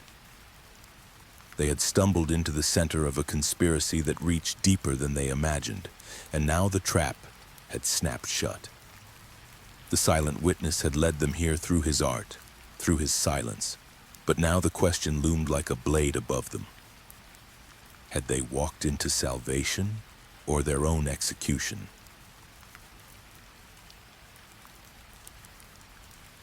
Psychological horror behind the child's silence. The door boomed shut like a vault, and the gray wings swallowed their echoes. Laura kept the muzzle low but ready, tracking the seam where wall met floor, where dust gathered and secrets nested. The distorted voice crackled again through a hidden speaker. Calm, patient, a predator practicing good manners. "You have entered without invitation. You will leave without a voice." Monroe tilted his head, reading the room by sound. "Speakers in the vents," he murmured. "Multiple. He can throw his voice anywhere." Claire didn't answer. Her eyes had landed on the nearest steel table. Scored wood, leather straps dark from cleaner, a cheap analog clock on the wall with the minute hand snapped to 3:15. She whispered more to herself than anyone. He taught the time into them. A cassette deck on a shelf clicked to life by itself. Tape hiss filled the chamber, then a child's breath, small, frightened, trying to disappear between inhales. A man's voice followed, soft as a bedtime story. "Listen to the bell. 3 notes, then silence. If the bell tolls, do not speak. Your words are knives. Your words will make bad things happen." Laura's jaw clenched. This wasn't a murder mystery anymore, it was a manual. The silent witness hadn't merely chosen quiet. Quiet had been engineered into him. Monroe scanned the shelves. Files, tapes, case logs. "We bag everything we can carry and..." The lights strobed, plunging the room into momentary strips of darkness. When they steadied, the far door stood slightly ajar. A draft threaded through, cool and chemical, carrying a faint metallic smell. "Stay tight," Laura said. "We move." Claire, behind me, hand on my belt. "If it goes dark, don't let go." They eased into the corridor. To the right, a narrow room with a one-way mirror. On the glass, a message in grease pencil. Echo-Null. Beneath it, smaller protocol ENS. Claire exhaled a shiver. ENS. What the boy drew, she whispered. He wasn't writing letters, he remembered a label. Laura read the rest, written in neat, clinical script on a whiteboard. Phase 1, signal. Phase 2, suggestion. Phase 3, substitution mirror. Underlined twice. Silence saves lives. The speaker purred again, too close now, as if speaking from inside the skull. You cannot undo what's been installed. Echo-Null turns voices into ghosts. Monroe lifted the whiteboard, revealing a rack of tiny audio modules wired into a vent. Soundscape injectors, he muttered. They could pipe chimes anywhere in the building, anywhere in town if a relay sits in the HVAC. Laura imagined a wind pushing 3 notes through bedroom vents at 3:15 a.m., turning homes into instruments that played fear. A psychological thriller performed by air. They reached a smaller door with no window, just the 4-dot keypad in a triangle. Laura tapped quick, slow. The lock answered with a polite chime, the same note she'd begun to hate. Inside, the room narrowed into a booth walled with foam. A mic, a metronome, a stack of laminated cards printed with phrases, "If the bell tolls, do not speak. Silence keeps them safe. Words bring the watcher." A handheld recorder lay on the desk. Laura hit play, a woman's voice this time. Warm, professional, weaponized. "Good, sweetheart, we'll practice again. 3 chimes, then you breathe in, count to 5, and you do not talk. Your silence is a shield. Show me the quiet face. Yes, better." Claire swallowed hard. He wasn't only terrorized, he was praised for disappearing. That's why his eyes go away in the drawings. He was trained to not be seen. Monroe pulled a folder from a wire bin. Inside, color photos of porches, 3 posts, chimes, chalk spirals on steps, a survey grid, addresses, notes, time windows, names blacked out with thick marker, then scraped thin enough to read beneath. Landlords, board members, contractors. Too many intersections to be random. Laura's phone buzzed. A text from the same untraceable number glowed on her screen. He will break. When he breaks, the circle closes. She didn't show it. She pocketed the threat and pictured the annex. The boy bent over a page, Claire's soft voice, the pastor counting keys twice out of habit. Laura forced her mind back to the corridor. Fear split your focus. That was the Watcher's instrument too. "Move," she said. They curved left into a room that felt colder than the rest. Stainless counters, a sink, a steel cabinet labeled materials. Inside, rolls of contractor tape, disposable gowns, nitrile gloves, cheap wind chime kits in bulk. Brass triangles stamped with tiny numbers 1 through 9, bundled with roofing nails. Beside them, a half-empty box of analog clock movements, all set to default at 3:15. Monroe grunted. He doesn't just leave a signature, he kits it. Laura thumbed a chime triangle marked 6, imagining the one left at the annex etched with 5. A countdown with music. Above the counter, another whiteboard held a schematic of Fairmont. Neighborhoods marked with arcs like ripples. At the center, a ring around Hollow Brook. Someone had written radial deployment, and then below it, listeners, speakers, witness. Claire ran a finger along the arcs. That's how he thinks of people, not victims, not neighbors. Roles in an installation, listeners, speakers, witness. She looked at Laura. He doesn't just kill, he composes. The fluorescent overhead hummed louder, then cut. Darkness ate the room thick as cloth. Claire's fingers tightened on Laura's belt. Monroe's breath went shallow, controlled. From somewhere far down the hall, 3 chimes. Quick, slow. Then a child's voice, thin, terrified, threaded through ductwork. "Don't tell." "Not live," Monroe whispered. "Recorded." "Or looped from the annex," Laura whispered back, heart plunging. "Move." They found another chamber, this one arranged like a therapy room gone wrong. A playmat, a dollhouse with the furniture glued down, a toy dog with a bell stitched to its collar. On the tiny porch of the dollhouse, someone had drawn a spiral in marker. Claire knelt, touching the paint. "He made the world small so he could control it," she said, "training tools for Echo-Null." On the wall, taped at child's eye height, a laminated page. Rules. 3 bullet points. 1. When the bell sings, freeze. 2. When the bell stops, breathe. 3. When the door opens, be a statue. Laura's mouth soured. He taught them how to die on cue. A soft click sounded behind them. Monroe spun. The corridor's heavy door nudged inward again, as if the building itself were breathing. "Time to go," he said. "Not yet," Laura said. Proof. Something we can't argue away in court. On the last shelf, behind a row of labeled cassettes, she found a small hard drive in an anti-static sleeve. A masking tape tag read, GW Session 0147. "Bag it," she said. They stacked tapes into evidence sacks until the canvas cut their fingers. Monroe slung 2 over his shoulder, jerked his chin at the hall. "Now we go." The keypad at the exit blinked dead.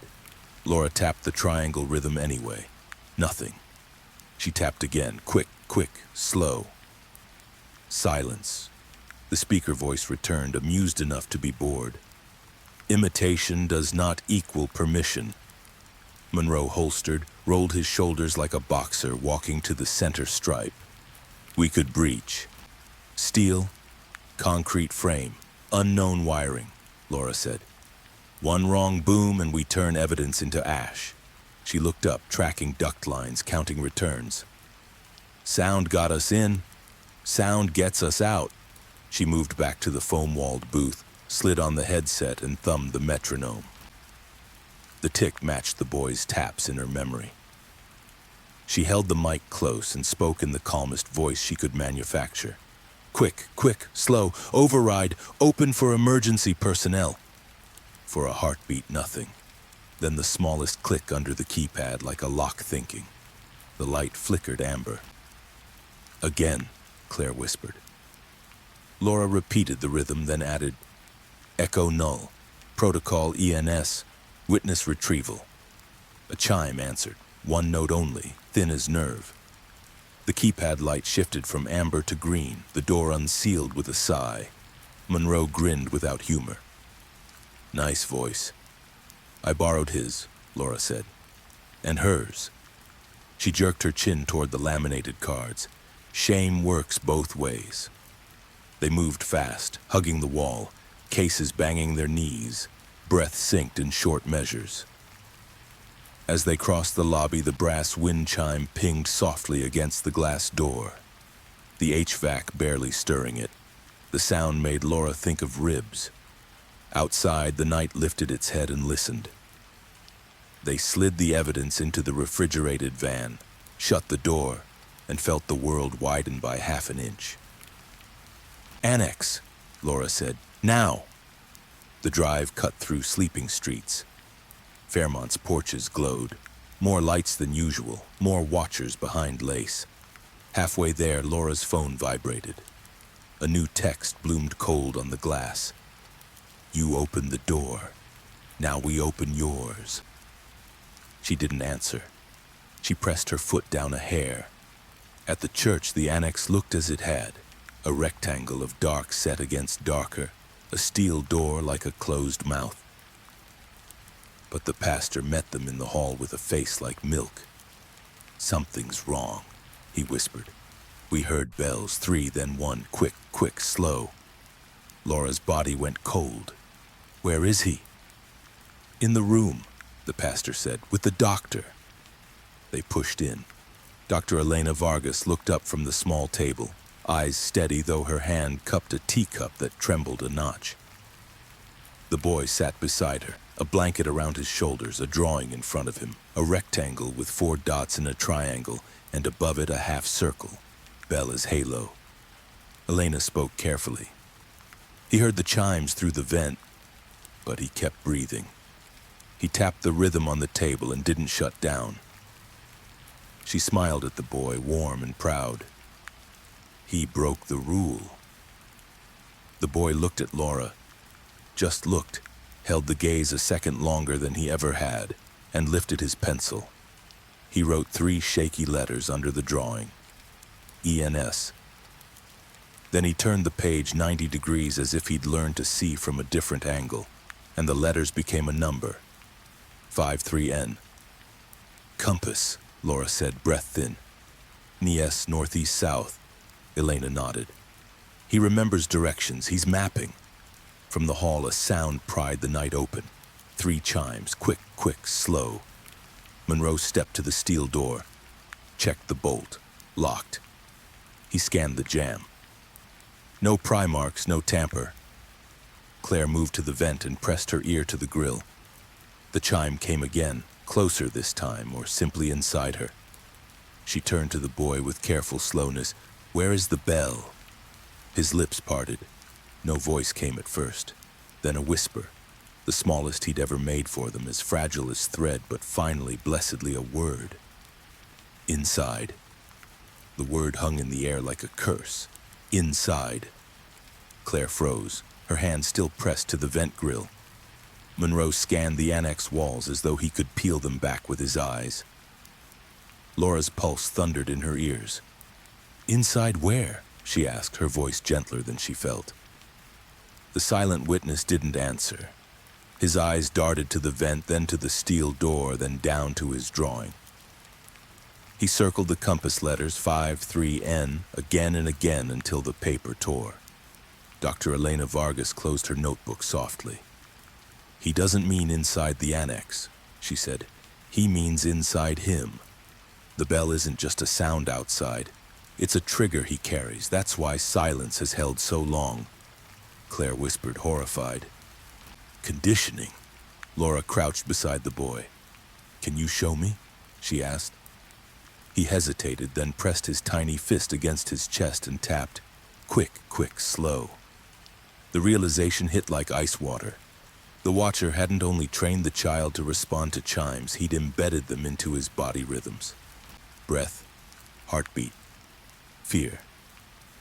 Every time the bell sounded, it echoed inside him like a command. Before anyone could speak, the annex lights flickered. 3 chimes rang out again, this time vibrating through the ductwork with mechanical clarity. The boy flinched, dropping his pencil. He curled against the chair, eyes wide, lips trembling, ready to seal shut. "No," Claire said sharply, grabbing his shoulders. "Not this time. You don't have to freeze." The boy's chest heaved. His mouth opened.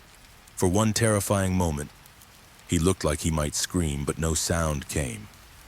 Elena leaned in, her voice calm but forceful. "Listen to me, the bell is not inside you, the bell is outside. You are inside and you are safe." The boy blinked, his small body shaking, but he didn't fully shut down. His eyes slid to Laura, desperate, pleading. Laura made a choice.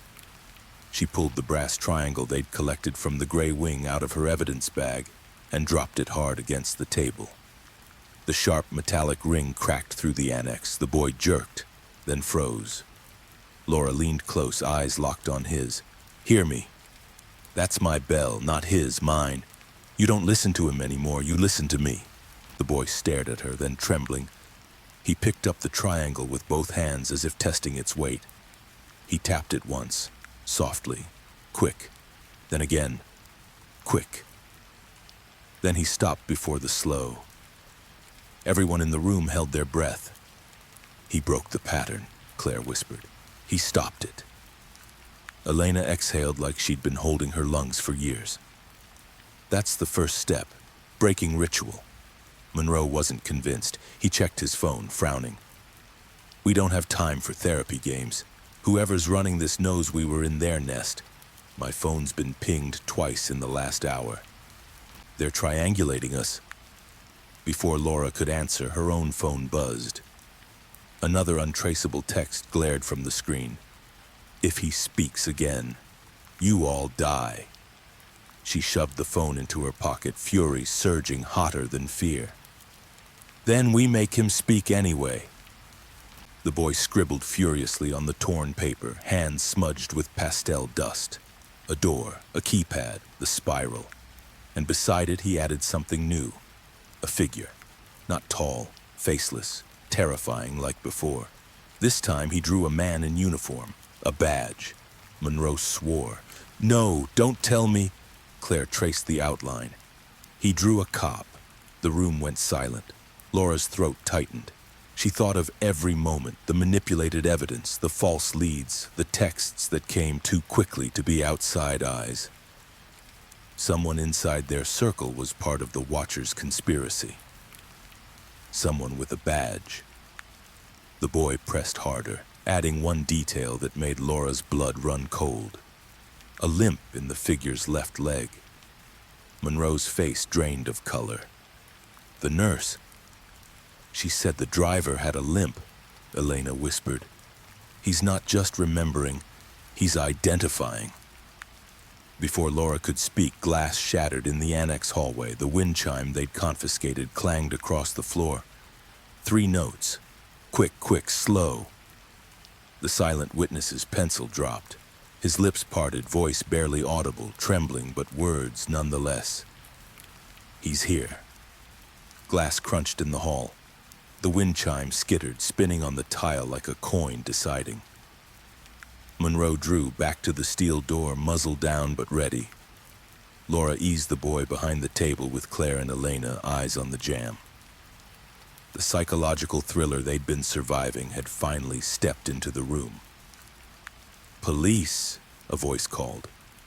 Male controlled, too smooth. "Open up. Captain Miller sent me to move the child. We've got a credible threat." Laura didn't touch the bolt.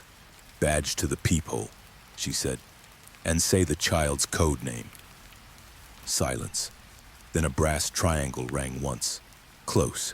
Quick, quick, slow, followed from the duct like breath through teeth.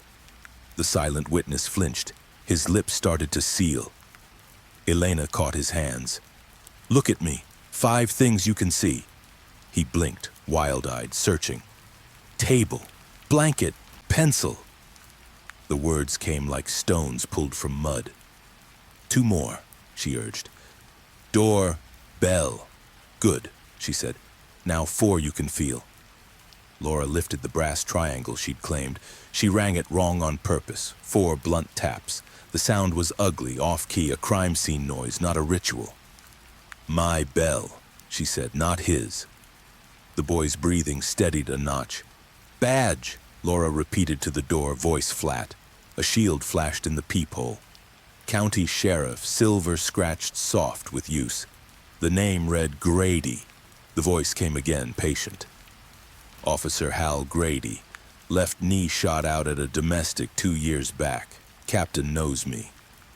Left knee, limp. The boy's drawing flickered through Laura's head like lightning. She held the thread of calm anyway. "What's the code phrase?" A beat. Too long.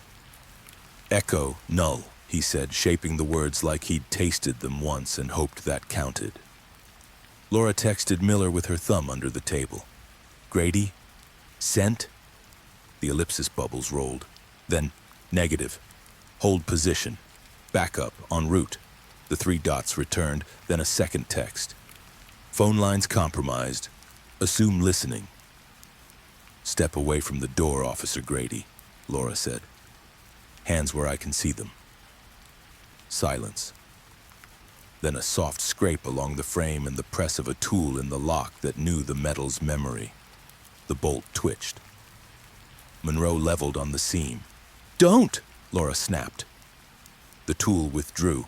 A different tactic. The chime from the vent again. Quick, quick, slow. And a hiss of air sweet with chemical, pushing through the grill like the clinic's breath. "Tape the vent," Monroe said.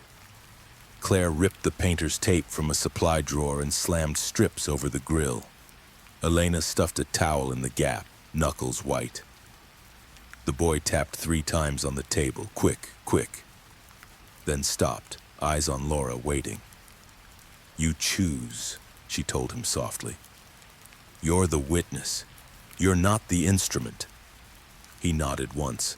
The smallest rebellion anyone in Fairmont had pulled off all week. Metal flexed. The bolt quivered. A thin pry bar slid into the crack and bit. Laura edged to the right, sight line clean. "Grady," she called. "Step back and drop the tool." Nothing. Then the bar withdrew a fraction, only to return higher, angling for the latch. A limp shadow crossed the glass pane in the outer hall. Monroe shifted to flank. "On my count," he breathed. "1." The door jolted as a screw in the strike plate popped. "2." Laura flung the bolt. The door blew inward an inch and stopped dead against the chain she'd hooked. A gloved hand shoved through the gap, reaching for it. Laura crushed the fingers with the edge. A choked grunt. Then the chain snapped and the door flew wide. He was in green scrubs under a deputy jacket, cap low, mask up. His left leg dragged a fraction behind the right. A brass triangle dangled from a cord at his chest. The weapon in his hand wasn't a gun. It was a sleek black puck the size of a coaster. "Drop it," Monroe barked. The puck chirped. 3 notes, knife clean, engineered, quick, quick, slow. The boy stiffened, eyes glassing. Laura fired low. The shot cracked the puck out of Grady's hand, sent it pinwheeling into the hall where it sang a broken whine and died. Grady reacted fast for a man with a limp. He drove his shoulder into the door, swinging it at Monroe, then reached under his jacket for something else. "Hands!" Laura shouted. "Now!" Grady froze. For a heartbeat. The world held. Then he dropped a small cylinder to the floor and crushed it under his boot. The sweet chemical swelled. Elena coughed. "Gas! Out!" Monroe grabbed the boy, bundling the blanket around his mouth and nose, scooping him like he weighed nothing.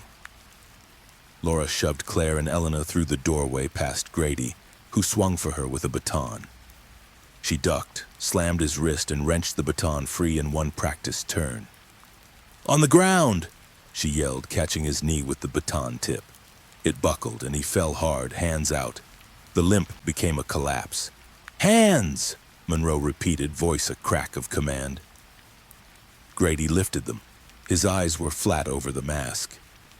"You don't know the hymn you're singing," he said. Laura cuffed him, tore the mask off. A face like 100 cop yearbook photos, square jaw, sun damage, a dent in the left cheek where a fist had taught him once. She frisked him and found a spare puck, a wind chime triangle etched 6, a clinic key card, and an ID for Northlight maintenance. The cover layer peeled off the county badge clean when she tried it. "Which are you today?" she asked. "Deputy or janitor?" "Messenger," he said. "We don't all get to be composers." "Elena," Laura called, eyes never leaving Grady. "Air out the room. Claire, water for the boy." The boy's body shivered under Monroe's protective arm, but his eyes were open. He watched Grady with the tight animal focus of someone cataloging a predator's shape. "He hums," the boy whispered, surprising himself enough to flinch. "He hums the bell when he walks." Grady smiled with only his teeth. "He speaks when he shouldn't." Laura leaned in, careful to keep her rage on a short leash. "Who taught you Echo-Null? Who wired the gray wing? Cross?" Grady shook his head, amused like a man watching a toddler swing at fog. "You're chasing the clinic because it has walls you can touch. The circle doesn't live in rooms." Monroe squeezed the cuffs until metal bit skin. "Name. Give me a name." "Protocol doesn't speak names," Grady said. "It speaks roles." "Where's your liaison?" Laura asked. "The one who wears his radio on the left shoulder." Grady's gaze flicked to the boy, just for a breath, like he wanted permission to brag. The child's hands clenched. He looked at Laura instead. "Don't look at him," she told Grady. "Look at me." He did, and in that sliver of attention, Laura saw the calculation. Damage he could do with admission, damage he could do with silence, and the quiet third option, die before either. His jaw worked. A small crack sounded like a seed shell splitting. Almond wafted faint in the air. "Elena!" Laura barked. Elena was already moving, tipping Grady's head forward, jamming 2 fingers into his mouth. He gagged, spat a splinter of plastic and froth. She slammed a syringe of atropine into his thigh with the grace of practice. "Roll him," she said. "Now." Monroe hauled him, face down, cuffs biting harder. Grady convulsed, coughed, cursed into the tile. He lived, barely. "You don't get to compose your own exit," Laura said. "You stay for the chorus." Sirens wailed near, a true crime soundtrack the town had learned too well. Laura called Miller, kept it tight. "We have one in cuffs, alive. Northlight ID, spoofed badge, clinic keycard, chime rig, gas capsule. We need a clean ambulance and a clean wagon, no detours." "You'll get them," Miller said. "Hold him. I want him to see sunrise." Clean units arrived, new faces, unfamiliar to the annex. Laura checked every badge, every radio shoulder, left, right, right, right. She logged plate numbers by hand, old habits beating fancy gadgets every time. They loaded Grady, medical first, oxygen hissing like secrets. He stared at Laura as they rolled him out, eyes gleaming with the ugly pleasure of a man who believed he'd still played his part well. "Tell your conductor," Laura said. "The silent witness is learning a new song." He laughed, a broken sound. "That's the point," he said. "Every witness learns a song. The circle chooses the key." The door shut on him. The annex exhaled. Silence settled, but not the old, terrifying kind. A work silence. Claire poured water into a paper cup with hands that trembled only a little. Elena checked the boy's pupils with a pocket light, then smiled at him like sun after a storm. "You did well," she said. "You chose your voice." The boy wet his lips. "He hums," he repeated, shakier now that adrenaline had drifted. "He smells like wintergreen gum, left shoe squeaks." Laura wrote it down. Hums, wintergreen, left squeak. Sensory detail beat names any day in a murder mystery. She looked at his drawing, the keypad triangle, the half bell, ENS tilted into directions. A crime scene map made by a child who'd learned to survive a serial killer conspiracy by turning terror into pictures. "Can you tell me something else?" she asked, gentler than before. "Not a big thing. A small thing. Something only you would notice." He thought hard, then drew a tiny rectangle on the radio sketched at a cop's shoulder. He shaded a notch on the left, an old chip, a missing corner. He tapped the notch once, decisive. Monroe peered over. "A chipped radio housing," he said. "Left shoulder." Laura's phone buzzed. A new text arrived, the font neutral, the meaning not. "You chose voices. We choose volume." She didn't show it.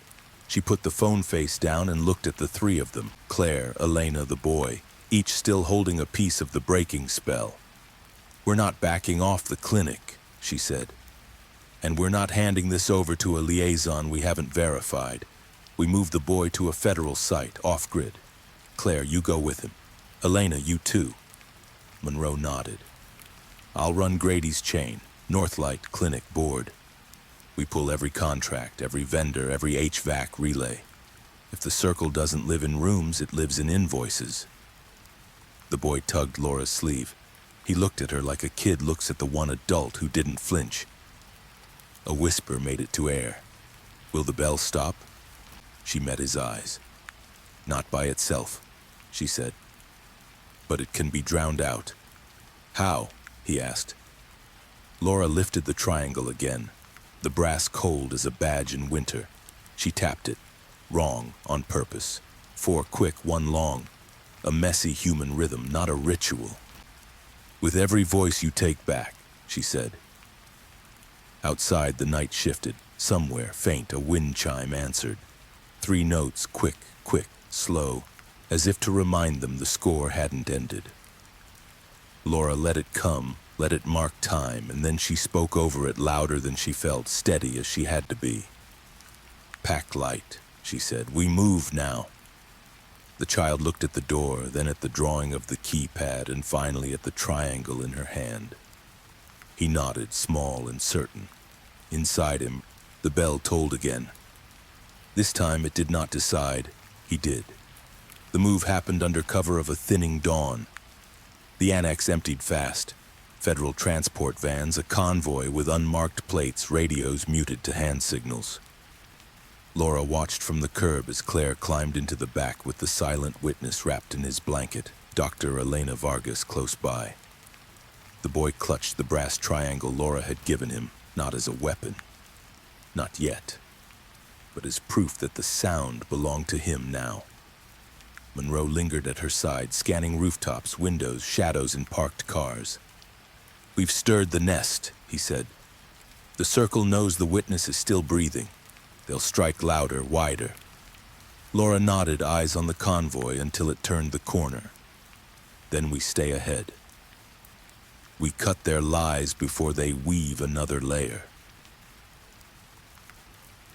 Back at the precinct, Captain Miller slammed a stack of reports onto the table. His eyes were bloodshot, his jaw tight. "You brought me Grady in cuffs, which is good.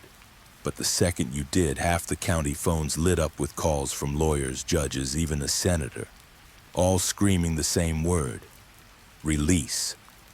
Laura stiffened. "On what grounds?" Miller's glare was sharp. "On grounds that the evidence is tainted, the arrest unlawful, and Grady's a decorated officer with an injury in the line of duty. You see the play here?" Monroe cursed. "They're laundering him through politics." Miller rubbed his face. "I've been in this job 30 years. I've seen cover-ups, but this is organized. Files are vanishing from records. Contracts with Northlight scrubbed overnight. It's like the paper trail never existed." Laura dropped the evidence sack onto the table. The hard drive from the Gray Wing, the tapes, the files. "Not all of it. We pulled the cancer out of the walls." The room fell silent. For the first time in days, Miller's expression cracked. A flicker of hope. "Tell me you've got proof that ties the clinic to the circle." Laura tapped the hard drive. 47 sessions. Training children in silence, Echo-Null protocols, chime conditioning. She leaned closer, voice steady. "This isn't just about murders. It's about manufacturing witnesses who can't speak. Grooming silence for anyone who sees too much." Monroe added, "And the tapes log initials. N. Cross Board, Ella Stone Cap, J. Dunn Judge. The names aren't code. They're real. Your senator's in the spiral." That afternoon, Claire called from the safe site. Her voice shook but carried an edge of triumph. "He's opening up, Laura." Slowly. He drew the Gray Wing again, more detail this time. He showed a door we missed, marked with an S, and he wrote numbers, 742. Laura's pulse quickened. "A code?" "Maybe, or coordinates, but listen, he also drew a face. Not faceless this time, a man in a suit, glasses, smiling." Claire hesitated. "When I asked who it was, he whispered Judge." Laura's chest tightened. J. Dunn Judge, the tapes, the board, the circle. "Keep him safe," she told Claire. "We'll follow the numbers." For that night, Monroe pulled a lead from the mechanic's financials. A series of checks cashed under Silverleaf management, but the signatures traced back to shell accounts in 3 different states. Each account tied to a donor for Hollow Brook. "Dirty money laundering through property maintenance," Monroe muttered. "Rent, repairs, hush checks. And the people cashing them? Victims, or soon to be." Laura leaned over the files. "And every check cut clean right before a spiral appears on a wall." They followed the trail to a storage unit on the edge of town. Inside, boxes of shredded documents, but also a ledger carelessly left behind. It listed names, dozens, beside each one of 3 marks, X or O. Silence maintained, X removed, O pending. Laura's stomach churned as she traced her finger down the list. Rivers, Cole, Birch Hollow, all marked X. Hendricks, the teacher they almost scapegoated, marked O. At the bottom, one name froze her blood. Witness number 5, pending. She didn't need to ask who that was.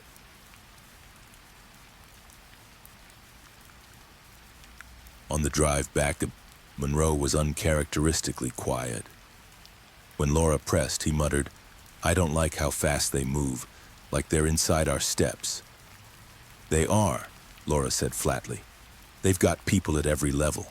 Law, business, medicine, even cops. Grady wasn't the conductor, he was a note in the score." Monroe glanced at her, unease flickering in his eyes. "So who's conducting?" Laura stared at the road ahead, the night swallowing the headlights. "That's the lie we haven't unmasked yet. But when we do," her voice hardened. "The circle falls." Behind them, unseen, a brass triangle swayed from the rear view of a car that followed at a distance. The chimes were silent for now, but the silence wasn't mercy. It was promise. The hard drive coughed up its secrets in ugly, staggered breaths. Tex worked blindfolded by legal tape. No cloud, no network, just a standalone rig in latexed hands. Laura stood over the monitor while a hex of folders unfolded. ENS Training Choir West. Inside Choir sat a spreadsheet with columns that made her skin crawl. Date, time, always 0315. Location codes, roles. One code repeated in the rightmost column, 742. ENS West. 742, Monroe said, reading over her shoulder. Claire said the boy wrote those numbers next to a door marked S. And the compass he drew had no W, Laura said. Like West was the door itself. She tapped the screen. 742 is the key to West. Locker? Monroe offered. Courthouse has staff lockers in the West Annex, basement level. And a judge on our board, Laura said, mouth dry. Let's see if his house keeps a spare key to the truth. They didn't go near the judge's house. This was a murder mystery being composed by a serial killer conspiracy. Doors with names on them were stage props. Instead, Monroe pulled property schematics from a dusty county binder that hadn't learned to disappear yet. The West Annex of the courthouse had a maintenance corridor that wasn't on public maps, built over old steam tunnels, rerouted for HVAC and cable years ago. A side stair, an old locker room, room numbers painted by a hand that didn't expect company. Locker 742, Monroe said, tapping the blueprint, and a door labeled W sub. West sub, Laura said, sub-level. Or West is the sub-level. They moved at night, no jackets, no parade, just two plain clothes and a warrant Captain Miller would deny knowledge of if asked on live TV. The courthouse slept behind columns and an American flag that snapped like a reprimand in the wind. They slipped to the side entrance where deliveries came in, almost polite about it, just enough to make the cameras yawn. Down 2 flights, the hallway felt like the Grey Wing's cousin. Cool breath, fluorescent hum, the taste of dust and old paint. The locker room door stuck halfway, then gave with a groan. Inside, rows of metal mouths yawned numbers. 713, 726, 741. Laura's flashlight jumped. 742. Please be dumb enough to use a combo, Monroe muttered. It was a key. It was always a key when you wanted a combination. Laura knelt and checked the plate. The screws were new. The paint ring around the keyhole didn't match. She listened, habit, prayer, and heard nothing but Monroe's quiet breath and the building's old heart. She slid a Slim Jim from her pocket, worked the latch, felt the tongue surrender. The door swung. Inside waited a maintenance jumpsuit folded neat, a coil of contractor tape, a plastic tackle box, and a familiar brass triangle etched with 7. Laura snapped a photo, then popped the tackle box. Wind chime kits, analog clock movements preset to 315, a cassette labeled Choir West, and, God help them, a laminated card printed with bullet points.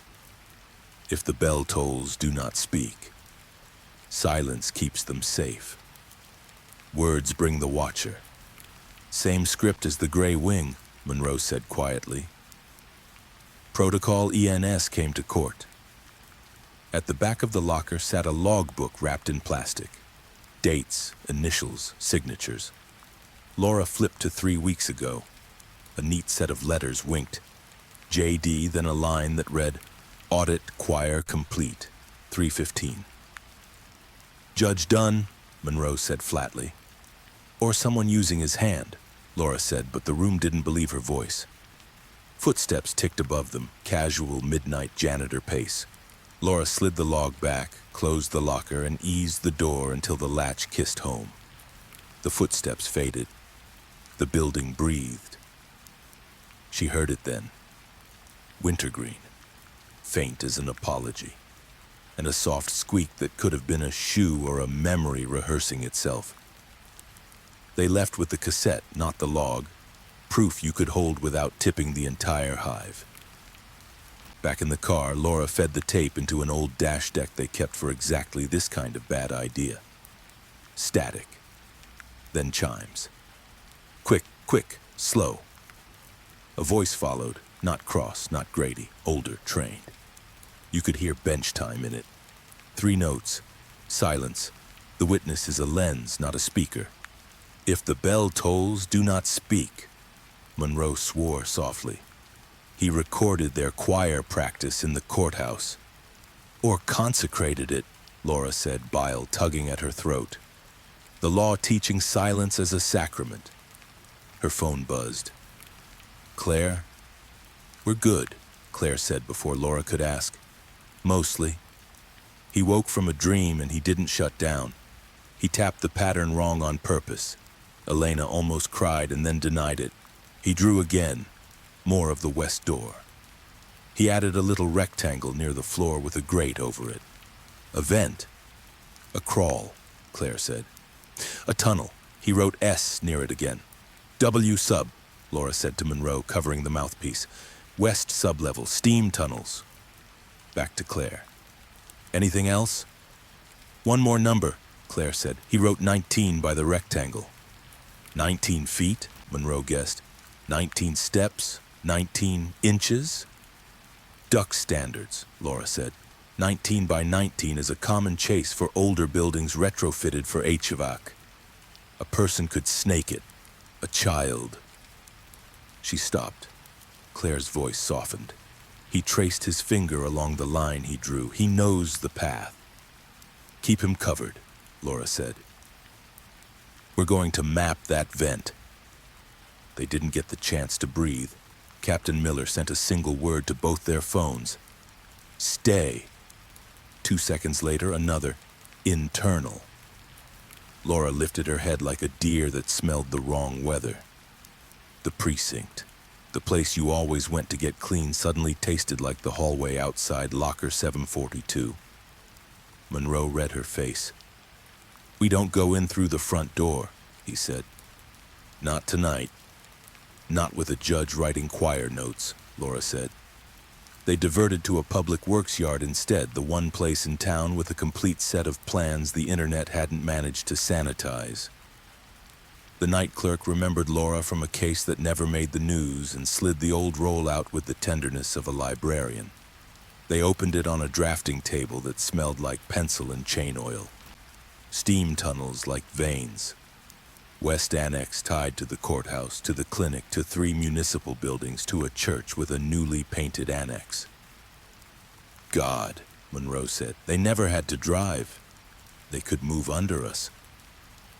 Laura traced the line from W sub to a small square marked S gate, old storm relief gate, chained in place on the blueprint, likely forgotten in the world that kept paving over the bones beneath it.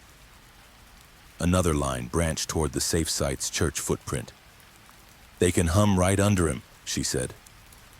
Claire called again, this time with a thin edge that made Laura's skin prickle. We just had an audio spike, she said. The chime played through the building's vents once, then cut. The boy tapped the triangle wrong and didn't freeze, but she exhaled. He keeps drawing a badge, Laura. Left shoulder radio, a chip in the housing. He's trying to tell us who in the circle wears the liaison hat. Laura watched Monroe without letting her eyes look like watching. His radio sat right shoulder, the housing pristine, the chip on the other guy in the bullpen who made jokes too loud. but suspicion was a poison Grady would love them to drink. She set it down. "Keep the vents taped and the pastor off his nightly rounds," she said. "We're coming back with more bodies and more law than the circle expects." They moved again. The city shifted like a sleeper rolling. At the church, a federal agent Laura trusted from a cold case she never filed met them with two others. Clean badges, new faces. Elena briefed. Claire posted with the boy, the triangle sitting on the table like a truce coin. "Numbers," Laura said to the boy softly. "You wrote 742 by West. Show me again." He did, then added a small arrow toward a square he'd labeled with an S. He tapped the table, 1, 2, 3, and pointed toward the back hall. "West sub," Laura murmured. "Show me the crawl." They found the maintenance hatch where a utility closet met a wall that didn't make sense. The plate had fresh screws, the paint smell just barely there under bleach. Monroe got on a knee, ran a light along the seam, and caught a glint, metal mesh behind drywall. "Someone opened this in the last week," he said. A federal tech popped the plate. Cool air breathed from the dark. Somewhere down the tin gut of the building, ductwork thrummed faint and regular. And then, like a tooth tapped with a fingernail, 3 chimes. Quick, quick, slow. The boy didn't freeze. He looked at Laura. She tapped the triangle wrong again. 4 quick, 1 long, and smiled like a promise she meant to keep. "Count for me," she said. Steps to the door. His voice was a thread, but it held 19. They slid a snake cam into the crawl. The feed wobbled along dust and old spider work, then steadied on a low tunnel veering southeast, then hard west. 19 feet. A grill. Beyond it, a concrete corridor with water stains like maps. A brass triangle sat on the floor in frame, etched with 8. "Someone staged this path," the tech said. "Breadcrumbs you can hear." "And count," Laura said. "Choir practice moves underground." The agent at the door lifted a hand to his earpiece, frowned. "Command wants us to hold. They're getting pushback on warrants. They want a supervisor on scene." "Tell Command the supervisor can meet us in choir," Laura said, "at 3:15. 315 is 30 minutes out," Monroe said, reading his watch. "They'll hit the next practice on schedule." "We intercept," Laura said, "at West Sub, with eyes and recordings and a chain of custody that makes good lawyers cry." They assembled fast. 2 agents for the crawl's far end, a second team to catch the West Sub hatch at the courthouse annex, a third to hold the church side with Claire and Elena. The boy stood by the table, breathing in counts, watching Laura like she was the metronome he'd chosen. "Can you do one more brave thing?" Laura asked him. "If you hear the bell from below, hold your breath for 5 and then say 1 word. Any word. Your word. It tells the people underground you are not theirs." He thought, then nodded. "Mine." She touched the triangle. "Yours." They hit the tunnels at 0308. Air that never saw sunlight met them. The smell of old water and iron sat close. At the West Sub hatch, a chain hung broken on the floor, clean cut. The duct camera fed a shaky picture of boots moving in the far corridor. 2 men, 1 limping. The other hummed. Wintergreen ghosted the air like a memory. "Audio live," the tech whispered. "Recording." From the crawl, the chime came, engineered, pure, quick, quick, slow, echoed by another down the line, the notes laddering through metal arteries. The clock at the court annex landing clicked to 3:15, its hands meaningless and still. "Positions," Monroe breathed. Laura lifted her mic, kept her voice a calm weapon.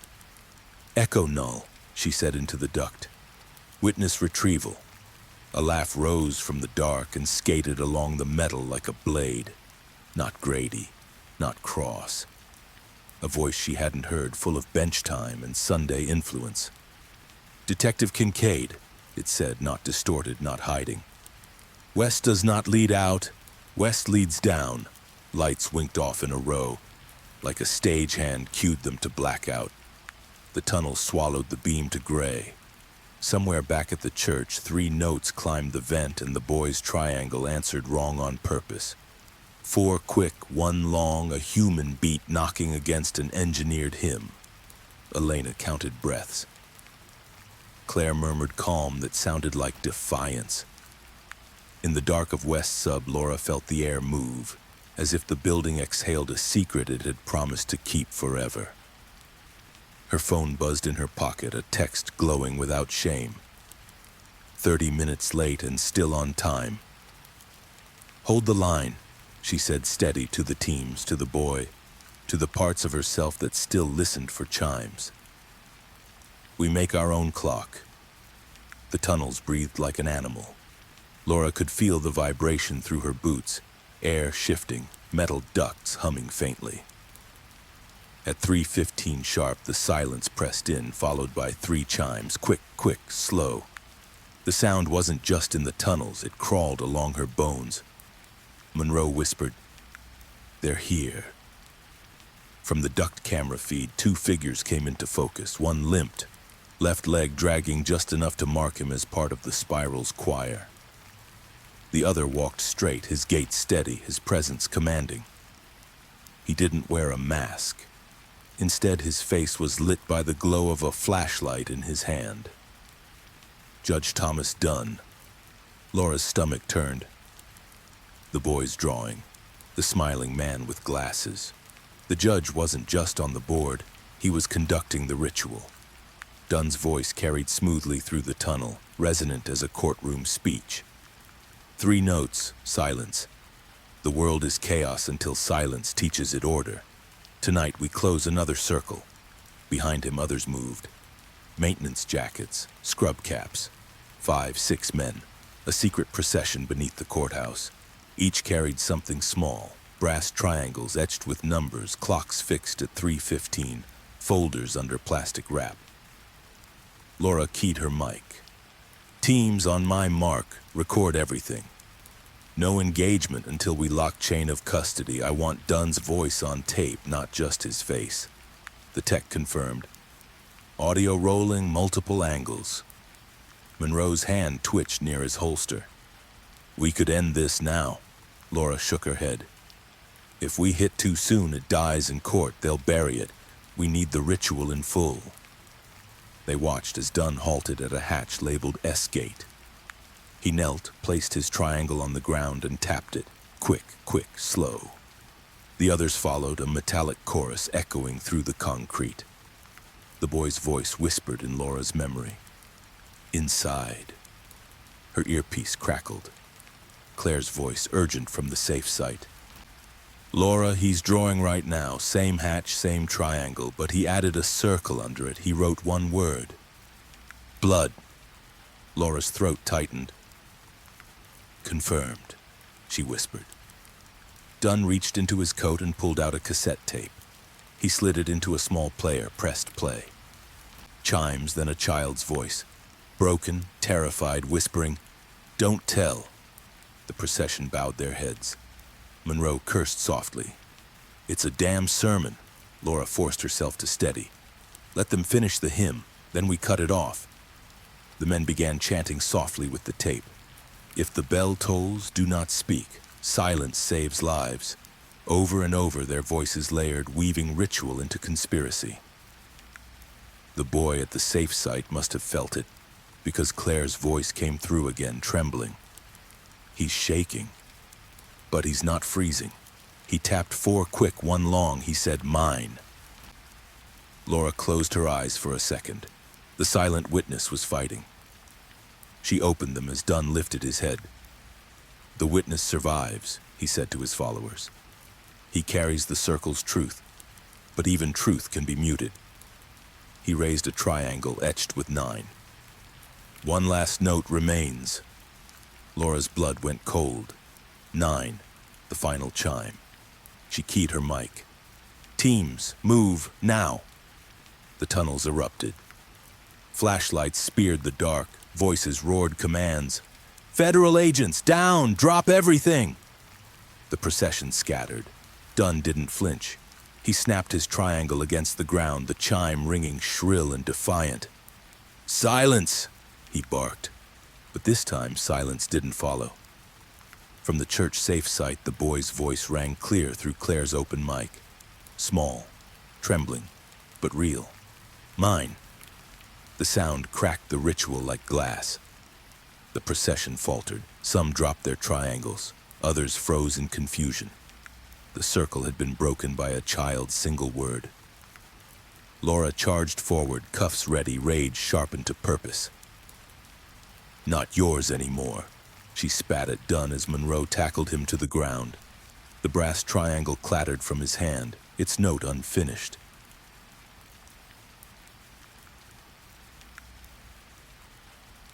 By sunrise, headlines roared like sirens. Judge arrested in small-town murder mystery. Secret tunnels expose serial killer conspiracy. Silent witness breaks conditioning in shocking twist. It looked clean on screens. It wasn't. In the real world, the crime scene never ended. It just kept moving. The courthouse basement, the clinic's gray wing, the church annex, the tunnels that hummed like a living thing under Fairmont. Dunn didn't blink in holding. He asked for water, a comb, a Bible, a lawyer. He got the first two. "You'll find my prints on courthouse property," he said pleasantly. "Because I work at the courthouse. You'll find my voice on your tapes because I lead civic ceremonies. But you won't find me where you so desperately need me to be. In control." Laura kept her face blank. "You taught them to ring bells at 3:15. He smiled behind those calm courtroom glasses. "I teach order in a world that loves noise." Monroe stood, arms crossed. "We recorded your order in the West Sub-Tunnel." "Then charge me with littering," Dunn said. "I dropped a triangle." Laura let the silence sit. It weighed the room down until even Dunn leaned into it a little. "We have a hard drive," she said finally. 47 Echo-Null sessions, children coached to freeze at a sound. We have your code, Choir West. We have a ledger whose X marks dead bodies and whose O marks pending ones. Dunn turned his head as if appreciating art. "Alleged ledger?" "Your initials appear," Monroe said. "JD," he shrugged. "John Doe appears everywhere too." They left him to the camera, to the clock, to the clean table that never looked clean enough. Outside, Captain Miller met them in the hall, jaw set. Judge's counsel filed motions before we wheeled him through Sallyport. Claims entrapment, the unlawful search of a religious gathering place, chain of custody nightmares. They want him out before lunch. Laura said, "Let them want." Miller lowered his voice. "You've got a powerful target in a cage. Good. Now build me a cage around the cage. No leaks. Every form, every minute stamped, every handoff logged. This stops being TV true crime right now and starts being a case that lives through appellate review." Back in the bullpen, the hard drive kept coughing secrets. The techs found a directory labeled radial, subfolders named West, North, South. East was missing like a tooth. Inside North, the same script, chimes, choir, 3:15. Inside South, a shorter set, 2 sessions only, then a note. S-node moved to private facility, cross. North, South, West, Monroe read. East missing, or hidden. "Or we haven't knocked on the right door," Laura said. Her finger traced a pattern on the whiteboard. Clinic at center, lines fanning to municipal buildings, to a school, to a courthouse annex. Radial deployment. Dunn was the conductor for West. Cross sits over South. North might be civic. East. She stared at the board. East is something else. Maybe money. They tore into financials like archaeologists with sharper shovels. A health equity foundation with a glossy website and staged photos had funneled grants to Hollowbrook, to Silverleaf Management, to Northlight Maintenance. Donations flowed from businesses that owed the judge favors, from a state senator with a flair for ribbon cuttings from a developer who promised to revitalize East Fairmont. Each donor gave in the day, each contractor moved in the night. This is how you run a serial killer conspiracy without ever touching a body, Monroe muttered. You route it through clean paperwork. Until the paperwork learns to hum, Laura said. Run those donor lists against our XO ledger. They matched. Not neat. Nothing is neat in a real investigation, but enough to shade the pattern. For those who stayed quiet after payouts or threats. X for those who didn't. O for those slotted for choir practice. It wasn't just a murder mystery, it was a control economy. Fear in, silence out. Claire called from the federal site. He's steady, she said, relief and disbelief sharing space in her voice. We looked at pictures of porches. He didn't freeze. He tapped 4 quick, 1 long, then laughed. Just a small sound like he found a new door in his head. The bell is our tool now, Laura said. Not theirs. There's more, Claire added. He drew the tunnels like a map. He marked circles at certain bends. He wrote N1, S2, W3 next to them, and where east should be, he drew a blank square and just wrote a word. Money. East is finance, Laura said, or court filings, or both. Or media, Monroe said. Noise disguised as news. Laura's phone buzzed, a number she didn't know. She answered, a voice she did. Dr. Nathan Cross, calm and warm as a waiting room brochure. Detective Kincaid, I hear you've arrested a judge. Working on a set, she said. You won't have him long, Cross replied, amused. Judges bathe in procedure. It's their armor. The Gray Wing wasn't procedural. Cross ignored that. Walk carefully. You've tugged a ribbon. People attached to that ribbon will scream and you'll mistake it for guilt, but innocence screams too. Your counsel feed you that line? My counsel feeds me fees, he said, chuckling. I feed myself caution. A pause, then. Have you considered the cost of breaking Echo-Null? You pull scaffolding from traumatized children and call it rescue. Sometimes scaffolding holds up a building. The building you built, Laura said, it can fall. The town will fall with it, Cross said gently. That's the thing about radial designs. He hung up before she could answer. Monroe watched her pocket the phone. He's not rattled. He's insulated, she said. South Node moved to private facility, his words in the file. Find the private facility, not the clinic. Something off the books. They fanned out through databases and deeds. In a county 2 over, a shell company owned a rehab center that never admitted anyone publicly and never discharged anyone privately. A sleep lab leased the top floor. A speech therapy pilot sat on the second. The basement wasn't on any plan. South, Monroe said. Cross's lab. Paper it, Laura told Miller. Warrants, clean teams. If done as west and Cross runs south, north and east are still singing. North sang first. The school district's night janitor, a man with 20 years in and a habit of staying silent because the world paid him to, called in a tip on a burner. Found a little clock in a locker, set to 3:15. Thought it was a prank. Found 3 more. He'd stuffed them in a gym bag and then panicked. They ring when the heat kicks on, he whispered. Like the building's got a throat. Miller sent uniforms who didn't know they were walking into a psychological thriller. They just knew to move slow and call everything evidence. In the girls' locker room ceiling, they found an HVAC relay the size of a paperback, wired to chime at vents over certain rows.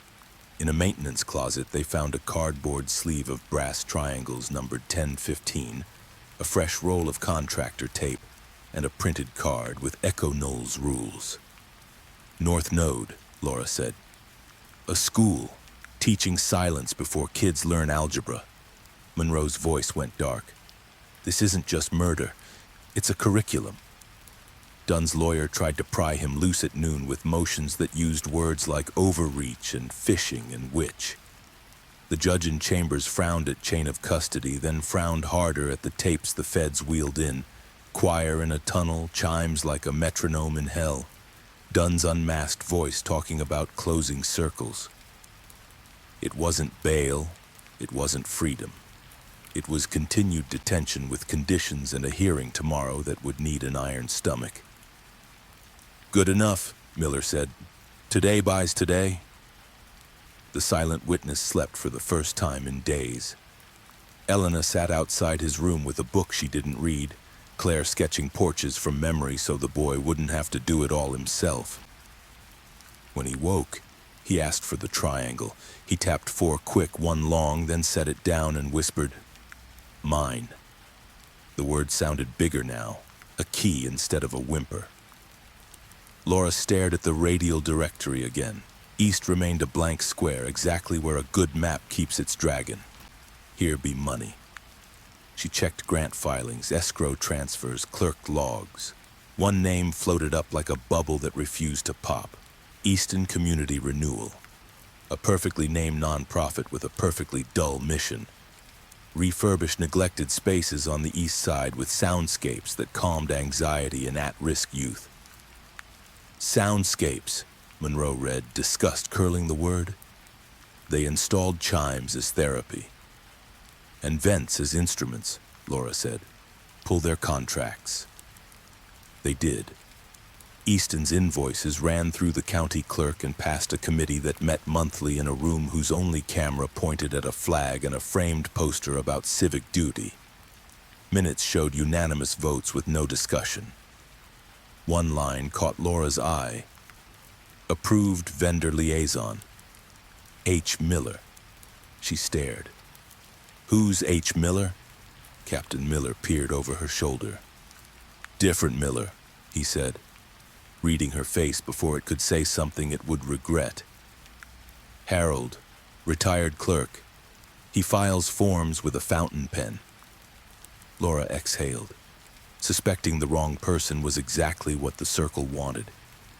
The real trick was seeing the right pattern without chasing ghosts. Find Harold, she said. Ask him who told him to rubber stamp a soundscape in a school and an annex that never needed soothing. Her phone buzzed again. This time, not a threat. A video link from the feds working the Locker 742 corridor. She opened it. The Choir West cassette, fast-forwarded, showed Dunn's hands placing triangles on the ground, then raised them like a conductor. In the background, a shadow waded away from camera, cap low, radio on the left shoulder. When Dunn spoke, "Silence saves lives," that unseen figure nodded, once precise, as if counting the beat. "Freeze," Laura told the tech. "Zoom the radio housing." The picture swam, steadied, sharpened enough to show the top corner of the casing. A chip, small, distinct. Claire's voice returned in her mind. He keeps drawing a badge, a chipped radio. "Don't chase a shadow," Miller warned quietly. "Prove it." "Working on it," Laura said. "East first, money first. Because money is the only church all of these people share." They moved again, warrants slicing the day into steps. Easton's office turned out to be a room above a cafe. Plants wilting, a receptionist too new to know which secrets not to hand over. Contracts named vendors with names that didn't Google. P.O. boxes that lived inside bigger P.O. boxes. Donated equipment invoices that read like a shopping list for Echo-Null kits. "East Node," Monroe said. "A bank account with a hymn." Laura pictured the circle at last like it had been drawn under her eyelids all along. West, ritual and law. South, private medicine. North, school and civic. East, money and messaging. The clinic sat at the center like a clean heart pumping dirty blood through compliant veins. Around it, donors, judges, landlords, janitors, contractors, each a note in the score. "We cut east, we starve the circle," she said. "Freeze accounts, seize equipment, Tell the story with receipts the way we told it with tunnels. People will scream, Miller said. Good, Laura replied. Noise is better than silence. That night, the town felt different. Not safer, not yet, but louder in the ways that mattered. Parents asked questions in school board threads that used to be about bake sales. A reporter wary of being fed canned lines started calling vendors and asking why a locker room needed chimes, why an annex needed soundscapes, why a clinic needed a sub-level that no plan admitted existed. The algorithm loved the story. For once, the algorithm was right. At 10:03 p.m., a message arrived on Laura's phone, not from the usual dead-end number, but from an address that had the gall to look local. You cut west. You cut north. You'll cut south, cut east, and your witness falls. She typed, then deleted, then typed again. He's not your witness anymore. No reply. Only somewhere distant, 3 notes rose on the wind as if the night itself couldn't forget the old hymn. Quick, quick, slow. The silent witness asleep in a federal room rolled over and murmured mine in his dream. And for the first time since the massacre, the bell didn't reach him. It stopped at the door and looked for another way in. It would not find one. Not tonight. The morning press conference was chaos wrapped in suits. Microphones bristled like bayonets. Questions flew sharper than bullets. Is Judge Dunn the ringleader? Are children being used as test subjects? What is Echo-Null? Captain Miller stood behind the podium, jaw locked, hands gripping either side like a steering wheel.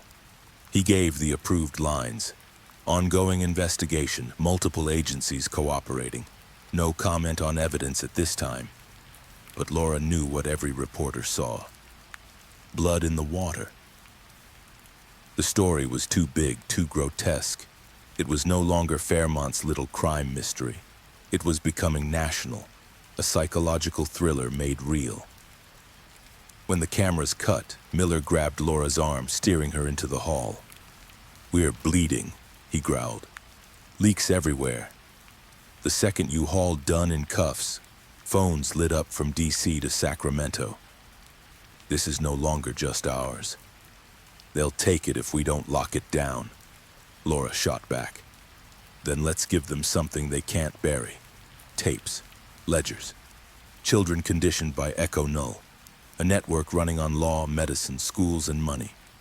We've mapped the circle. Now we cut it at the neck. By noon, warrants finally opened the doors of the private facility Cross had funneled his projects into. The sign outside read Brookside Sleep Center, its glass clean, curtains neatly drawn. Inside, the ground floor smelled like lavender diffusers and antiseptic. Clipboards listed patients who didn't exist. The second floor hosted speech therapy pilots, except the rooms weren't stocked with language cards or mirrors. They contained chairs with straps, cassette decks, brass triangles, and numbered sleeves. A box labeled ENS Phase 2 held laminated cards identical to the ones they'd seen in the gray wing. If the bell tolls, do not speak. Silence keeps them safe. Words bring the watcher. The basement told the rest. Not as sprawling as the gray wing, but unmistakable. Foam-walled booths, sound injectors and ducts, a rack of analog clocks all set to 3:15. And on one table a spiral drawn in chalk, fresh enough that dust still drifted when Laura brushed her glove over it. South Node confirmed, Monroe said grimly. Cross doesn't just run medicine, he runs programming. Laura's jaw hardened. Then he runs nothing now. Bag everything, every clock, every file. At the federal site, Claire's voice came through the secure line, alive with awe. Laura, you won't believe this. He spoke again, not just a word. A sentence. Laura's pulse jumped. What did he say? He looked at the triangle, tapped wrong on purpose, and then whispered, "He doesn't own me." Laura closed her eyes, the sound anchoring her. A child turning his trauma into resistance, a silent witness who wasn't silent anymore.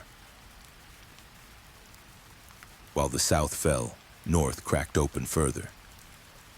Parents stormed the school board meeting, waving screenshots of Echo-Null cards and demanding answers. One father slammed a brass triangle onto the dais, its etching clear under fluorescent lights.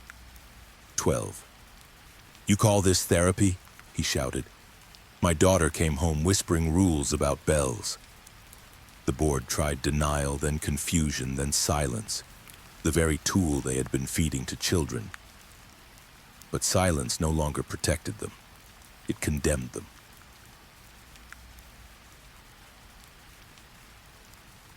The real fight was East. Laura and Monroe dug deeper into Easton community renewal. The invoices didn't just funnel money. They distributed equipment, hiding chime kits inside crates labeled art supplies, slipping clocks into shipments marked classroom timers. One receipt chilled Laura. Unit 53N calibration device. Deliver East Node, Downtown Media Center. Media Center, she said. East isn't just money, Taim. It's messaging. Monroe frowned. "You're telling me they've been running propaganda too?" "Noise," Laura said. "They flood the airwaves with stories that distract, spin, bury. Silence when needed. Noise when needed. Control either way." But late that evening, Laura returned to holding. Judge Dunn sat calmly, glasses folded on the table as though preparing for trial already. "You've cut west, north, and south," he said conversationally. "Congratulations, but East is the root. And East doesn't bleed like people, it bleeds money. Freeze accounts, seize files, you'll still choke on paper. Because the circle isn't ink, it's faith." Laura leaned close, her voice sharp. "Faith won't save you in court," Dunn smiled thinly. "Court is the circle, and you've just stepped inside." That night, Laura's phone buzzed again. A video file, no message.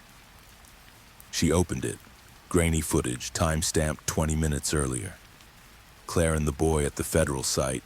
Claire sketching, the boy laughing, a small, fragile laugh. Then from the corner of the frame, a gloved hand placing a brass triangle on the windowsill, etched with 13. The feed cut. Laura's blood froze. The circle had found them again. The silent witness was still marked, pending. The video replayed in Laura's head all night. The boy's fragile laugh, Claire's sketching, then the gloved hand sliding a triangle etched with 13 onto the sill. The silent witness had spoken his first sentence of freedom, and the circle answered with a number. Not just a warning, a countdown. By the time Laura and Monroe arrived, the federal site was chaos. Guards swore they hadn't seen anyone breach the perimeter. Windows were locked. Cameras showed nothing but static for 7 minutes, the same gap at 3 other safe houses across the region. "They're inside our system," Claire said, shaken but unhurt. The boy clutched the triangle as if trying to squeeze sound out of silence. His lips moved. 13. Over and over, like a mantra he couldn't let go. Elena Vargas checked his pulse, his pupils. He's stable, but he knows what it means. 13 isn't random. They've advanced the ritual. Laura crouched by him. "Listen to me. 13 is their number, but your voice breaks their rules, remember?" He hesitated, then whispered, "Mine." Documents seized from Easton Community Renewal painted a picture worse than Laura expected. East wasn't only money, it was storytelling. They funneled grants to media outlets, produced public safety PSAs, and even sponsored true crime podcasts that painted suspects conveniently far from the circle. "They weaponized noise," Monroe muttered, flipping through glossy brochures about soundscapes for safer communities. "They control the story. Every scandal is spin. Every witness becomes unreliable in print before they ever hit court. Laura scanned a ledger. Here, payments to a news syndicate. Every time a victim's family spoke out, they bought ad space to bury it. The tech found more. A hard drive full of drafts, headlines never published. Local cop overreaches, harasses judge.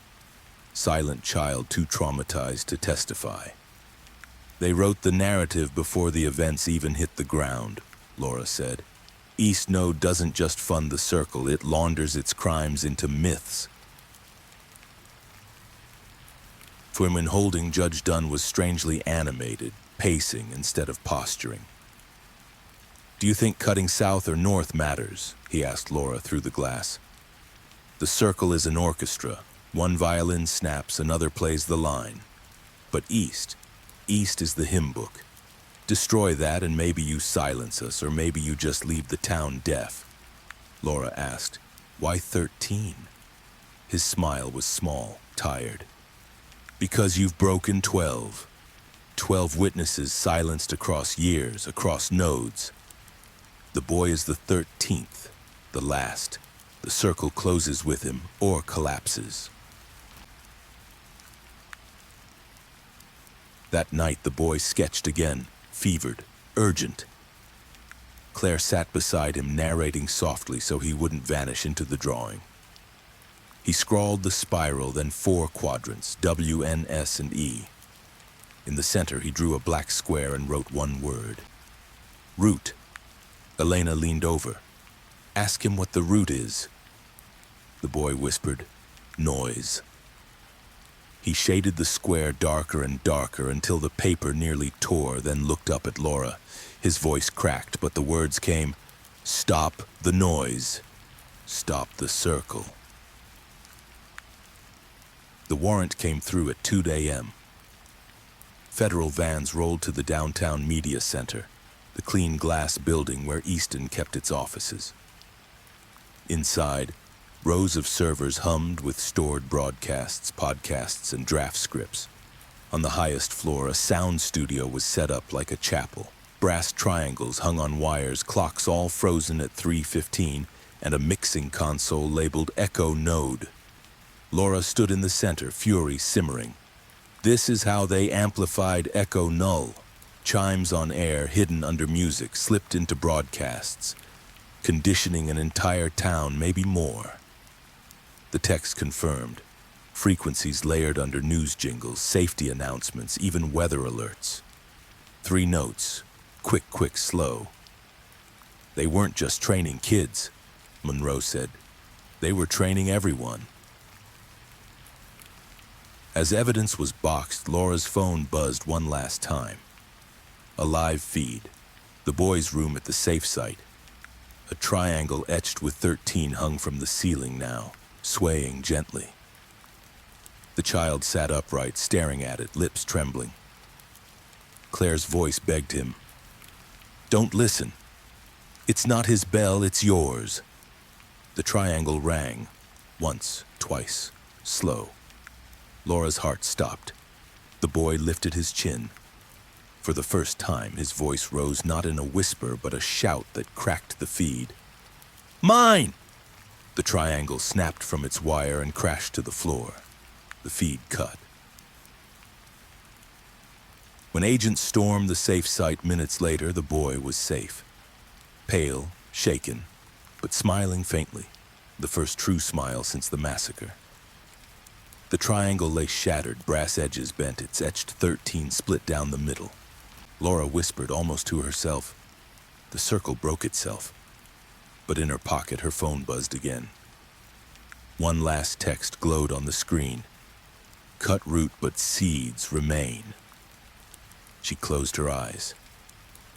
The circle wasn't finished, not yet. But for the first time, the silent witness had spoken louder than the bell. And that meant the hymn could end. Don't forget to subscribe to Dark Pulse, hit the bell icon, and share your thoughts below. What do you think is waiting in the Hollowbrook Clinic? See you in part 2.